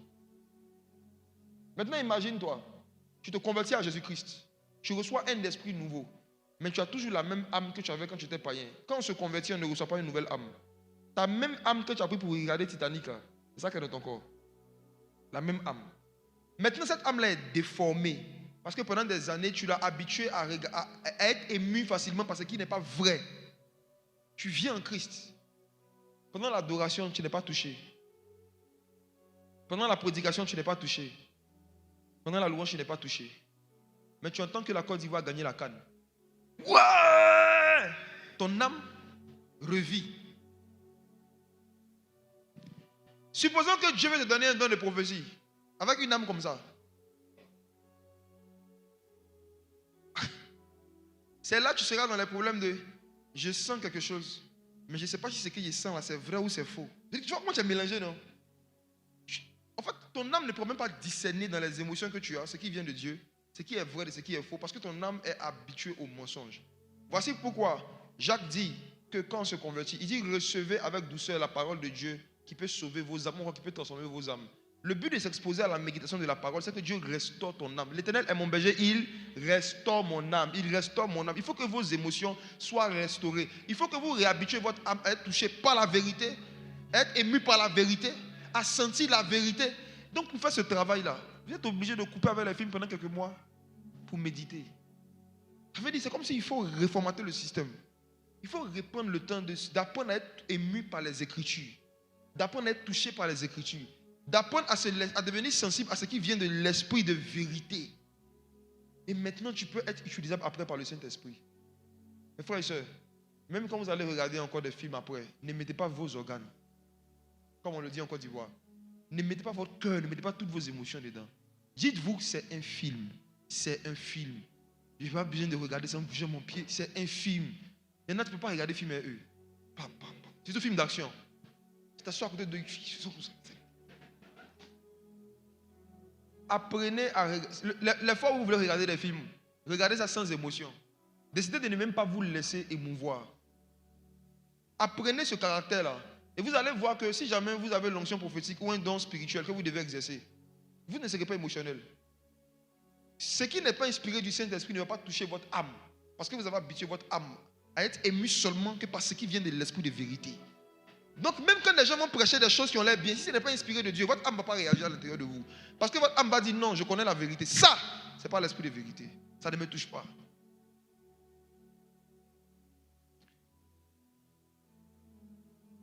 Je veux terminer avec la 5e catégorie et la dernière dans le domaine du cinéma. Ce sont les métiers de la communication et de la diffusion.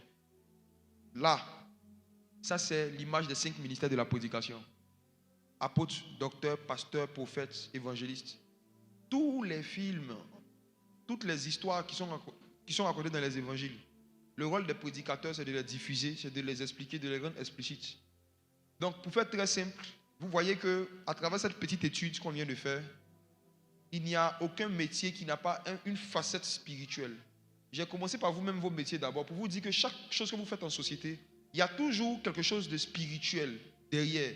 Et vous devez prier, méditer sur ce que vous faites et chercher à comprendre la partie spirituelle de ce que vous faites. Ça va changer votre manière d'exercer et surtout le but pour lequel vous êtes en train de faire ce que vous faites. Amen. Amen. Amen. Est-ce qu'on peut se tenir debout? On va prier.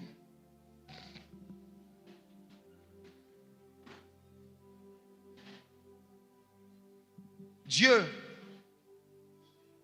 ne permet pas que nous travaillions seulement pour gagner de l'argent. Dieu permet que nous travaillions pour qu'on puisse apprendre à travailler pour le royaume des cieux. Mes frères et sœurs, si vous êtes membre du corps de Christ, si vous êtes en Christ, posez-vous une question. Qu'est-ce que je fais comme travail pour que l'évangile avance sur la terre? En quoi est-ce que moi je contribue à l'expansion de l'œuvre de Dieu et de la parole de Dieu sur la terre? Pour Dieu, c'est une tragédie de voir quelqu'un qui a son esprit, qui reçoit le souffle de vie, qui a la grâce de pouvoir subvenir à ses besoins et qui ne le sert pas dans son royaume pendant un certain nombre d'années. Pour Dieu, c'est tragique de regarder quelqu'un dont la vie consiste à juste aller au travail, s'occuper de lui, s'occuper de ses affaires, de sa famille, s'occuper de ses problèmes, dormir, manger, construire ses maisons, faire ses projets. Pour Dieu, c'est tragique, c'est quand même tragique. Parce que toutes ces choses-là, le jour où Dieu va vous enlever le souffle, ne serait-ce même que la santé. Si Dieu vous enlève la santé aujourd'hui ou le souffle, ça va s'arrêter. Mais ce qui va durer éternellement, c'est le royaume de Dieu. Jésus a dit, travaillez non pour la nourriture qui périt, mais pour celle qui subsiste jusque dans la vie éternelle. Il y a possibilité que vous puissiez utiliser vos métiers comme des prétextes, soit pour annoncer l'évangile, soit pour pouvoir faire avancer l'église, le corps de Christ sur la terre. Mais il faut que ce soit un objectif de vie pour vous. Je ne veux pas juste gagner de l'argent, je veux gagner des âmes. Je ne veux pas juste atteindre des objectifs de carrière. Quand quelqu'un dit je veux une promotion, pose-toi une question, tu veux une promotion pour qui? Pour toi? Pour ta propre gloire ou pour faire quoi? Le but de la promotion pour toi, ça sera quoi? Dans le plan de Dieu, lorsqu'il élève un de ses enfants, c'est dans le but qu'il ait une position où il pourra élever le nom de Jésus. Mais toi, dans la petite position où tu es, tu as honte même que les gens sachent que tu es chrétien. Tu as honte que les gens sachent que tu as le Saint-Esprit. Tu ne parles jamais de Jésus et tu veux une promotion. On ne vient pas en Dieu pour chercher à atteindre ses objectifs. Sinon, tu deviens le scénariste de ta vie. C'est toi qui deviens celui qui va écrire le script de ta vie. Et tu vas utiliser juste Dieu maintenant comme un acteur. Et malheureusement, pour beaucoup de gens, Jésus n'est qu'un figurant ou un acteur qu'on peut utiliser pour pouvoir atteindre nos objectifs. Si tu m'écoutes, que tu avais ce cœur, s'il te plaît, réponds-toi ce matin. Tu ne seras jamais heureux tant que tu n'es pas en train de réaliser le script que Dieu a écrit pour ta vie. Tu ne seras jamais heureux quand tu n'es pas en train de servir Dieu. C'est le service régulier de Dieu qui donne un épanouissement spirituel total. Et il faut que tu pries pour demander à Dieu, que veux-tu que je fasse pour toi? Avec les talents que tu m'as donnés. Que veux-tu que je fasse pour toi? Avec les moyens que tu m'as donnés. Prions par rapport à ça. Dans cette saison, disons, Seigneur, je ne veux pas me servir de toi. Je ne veux pas te traiter comme un figurant. Tu es l'acteur principal de ma vie. Tu es le scénariste de ma vie. C'est toi qui as le script de ma destinée entre tes mains. Que veux-tu que je fasse pour toi? Mes frères et sœurs, n'acceptez jamais d'arriver à un niveau dans votre vie professionnelle où vous avez le temps pour gagner de l'argent, vous n'avez pas le temps pour servir Dieu. Faites très attention à cela. L'amour de l'argent est une racine de tous les maux. Quelques-uns, en étant possédés, se sont éloignés de la foi. N'acceptez jamais que votre cœur arrive à un niveau d'activisme professionnel, un niveau d'ambition que vous poursuivez, au point où vous ne faites rien pour Jésus, ni dans le monde, ni dans l'église. Vous ne faites rien pour Jésus. Vous ne posez aucune action qui peut glorifier le nom de Jésus, qui peut emmener des gens à se convertir, ou qui peut faire avancer l'église sur la terre. Le Dieu que nous servons finit toujours par servir ceux qui le servent. Le Dieu que nous servons Finis toujours par se soucier de ceux qui se soucient de le servir. Le souci d'utiliser nos talents, nos métiers, nos capacités pour servir Dieu doit grandir dans nos cœurs dans cette saison. Le souci d'utiliser nos talents, nos métiers, nos moyens pour servir Dieu doit grandir en nous dans cette saison. Le souci d'être utile entre les mains de Dieu et de travailler intentionnellement, activement, à mettre au service de Dieu les choses qu'il nous a accordé de savoir, les choses qu'il nous a accordé d'avoir, doit remplir notre cœur dans cette saison. Chandala kamando la sibandeli avio. Les plamanto bladia va plein de vie. Père, transforme nos cœurs ce matin. Transforme nos cœurs. Restaure les âmes de quelqu'un ce matin. Restaure les âmes, Seigneur, de plusieurs personnes ce matin. Que les âmes soient restaurées. Que s'il y avait quelqu'un qui avait une déformation émotionnelle, héritée des films, qui était toujours ému par ce qui est faux, était toujours ému par le mensonge, mais insensible à la vérité. Je prie, Père éternel, Dieu, que tu puisses restaurer la sensibilité spirituelle de quelqu'un. Que tu puisses susciter une génération d'hommes et de femmes dont les âmes sont sensibles à ce qui est vrai, à ce qui est authentique, et dont les âmes sont insensibles à ce qui est faux.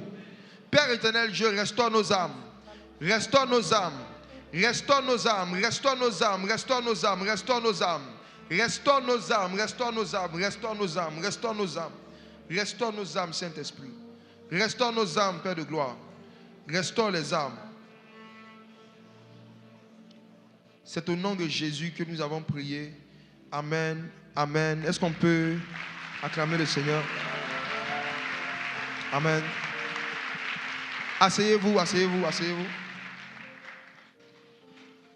Ce matin, je veux lancer un appel. Je veux donner l'opportunité à quelqu'un qui est au milieu de nous ici ce matin de pouvoir donner son âme à Jésus. On est censé tous être en Christ, mais il arrive des moments dans la foi religieuse, en griffe, où on se rend compte qu'on n'a pas expérimenté ce qu'on appelle la nouvelle naissance.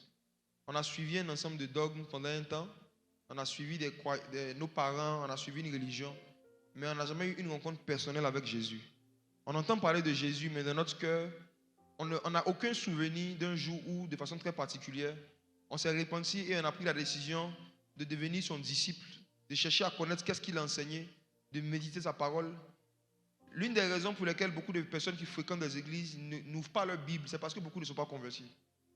Ils n'ont pas pris la décision de chercher à connaître Jésus. C'est ça la conversion. De chercher à connaître Jésus et de lui ressembler. Lorsqu'on convertit un billet de CFA en dollars, c'est qu'on a pris la décision de changer l'aspect et la forme de ce billet pour qu'il ne ressemble plus à ce qu'il était avant. Et il y a beaucoup de gens qui n'ont jamais pris dans leur cœur la décision de changer complètement et de ne plus ressembler à ce qu'ils étaient avant. Ce matin, tu es là, même si tu es seul. Tu sens dans ton cœur que tu dois te convertir à Jésus. Tu dois quitter juste de l'étape de croyant, te convertir, naître de nouveau, devenir une nouvelle personne, marcher avec Christ. J'aimerais t'encourager dans ta décision. Est-ce que tu peux lever la main? Qui ce matin veut se convertir à Jésus? Viens. Viens.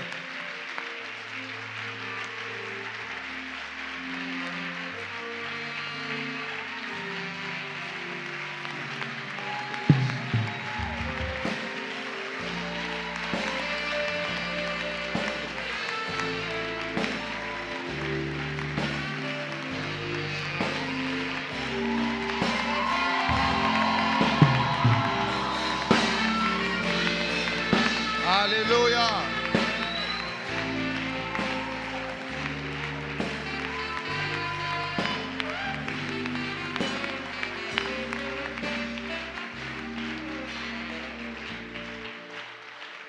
Jésus va réécrire un script pour votre vie. Votre vie va devenir différente.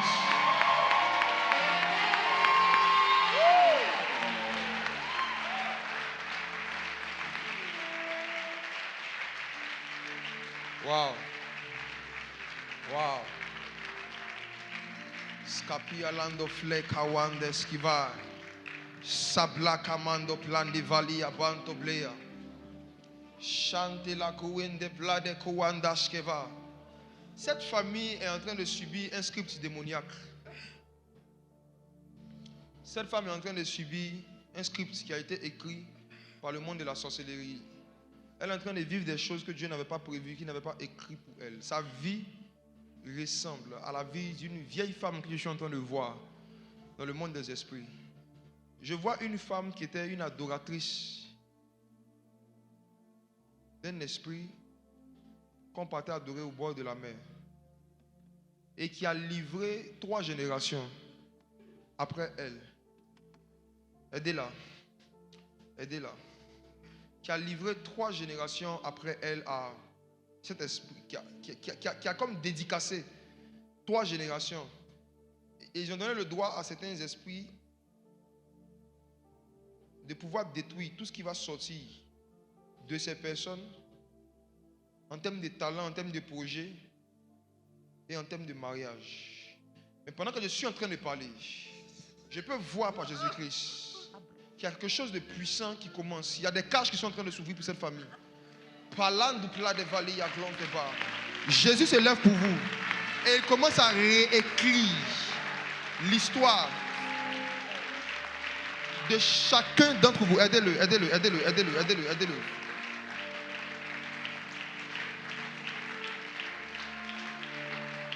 Jesus.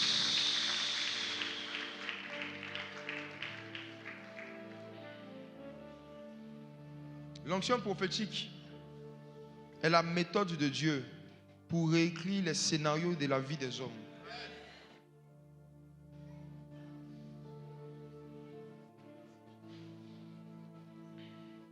C'est le jour de votre délivrance. Après aujourd'hui, plus rien ne sera comme avant. Dieu a envoyé un ange vers ce jeune homme qui est en train de briser des chaînes qu'on lui avait mis aux pieds et aux mains. Il avait des capacités et des talents depuis son enfance qui ont été éteints par la sorcellerie. Je le vois même échapper à un empoisonnement. Pendant que je suis en train de parler, il y a quelque chose qui commence dans la salle.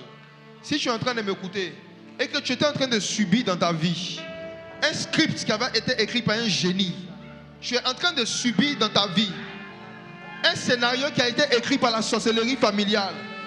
Le Jésus qui est dans la salle, le Jésus que tu es venu prier ce matin, est en train de te visiter.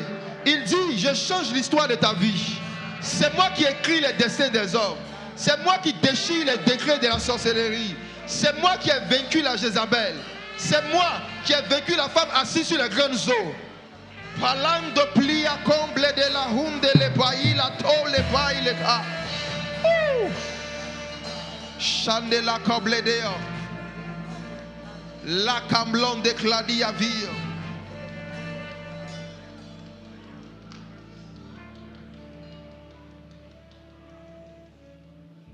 Je vois 3 personnes qui sont en train de sortir de 3 prisons.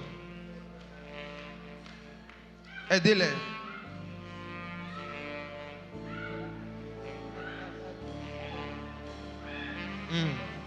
Tout l'honneur.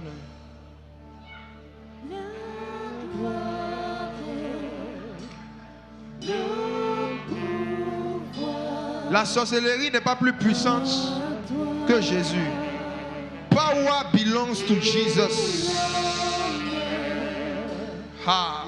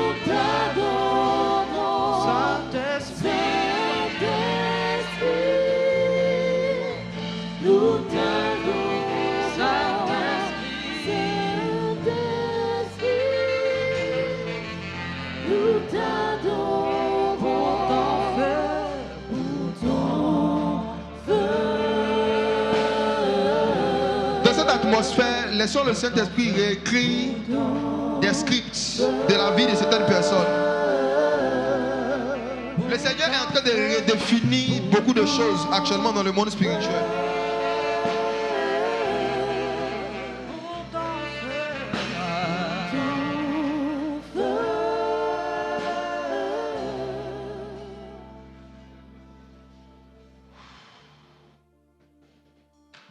Père de gloire, tu es magnifique. Personne ne peut aimer comme toi. Personne ne peut sauver comme toi.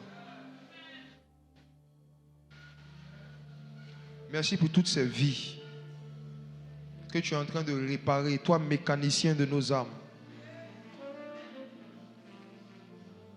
Nos âmes malades, desséchées, ont trouvé un refuge dans la présence de celui qui s'appelle Je suis.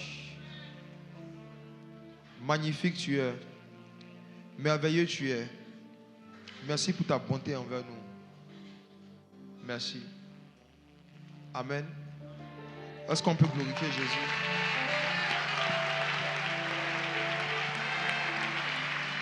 Voici ce qu'on va faire. Je vais vous demander d'aller vers celui qui a levé la main là, pour qu'on puisse prendre vos noms, pour qu'on puisse échanger ensemble en dehors d'ici. Allez vers celui qui a levé la main. Gloire à Dieu.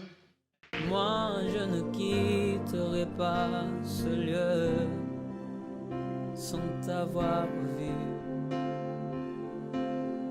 Moïse t'a vu, Moïse t'a vu, Moïse t'a vu.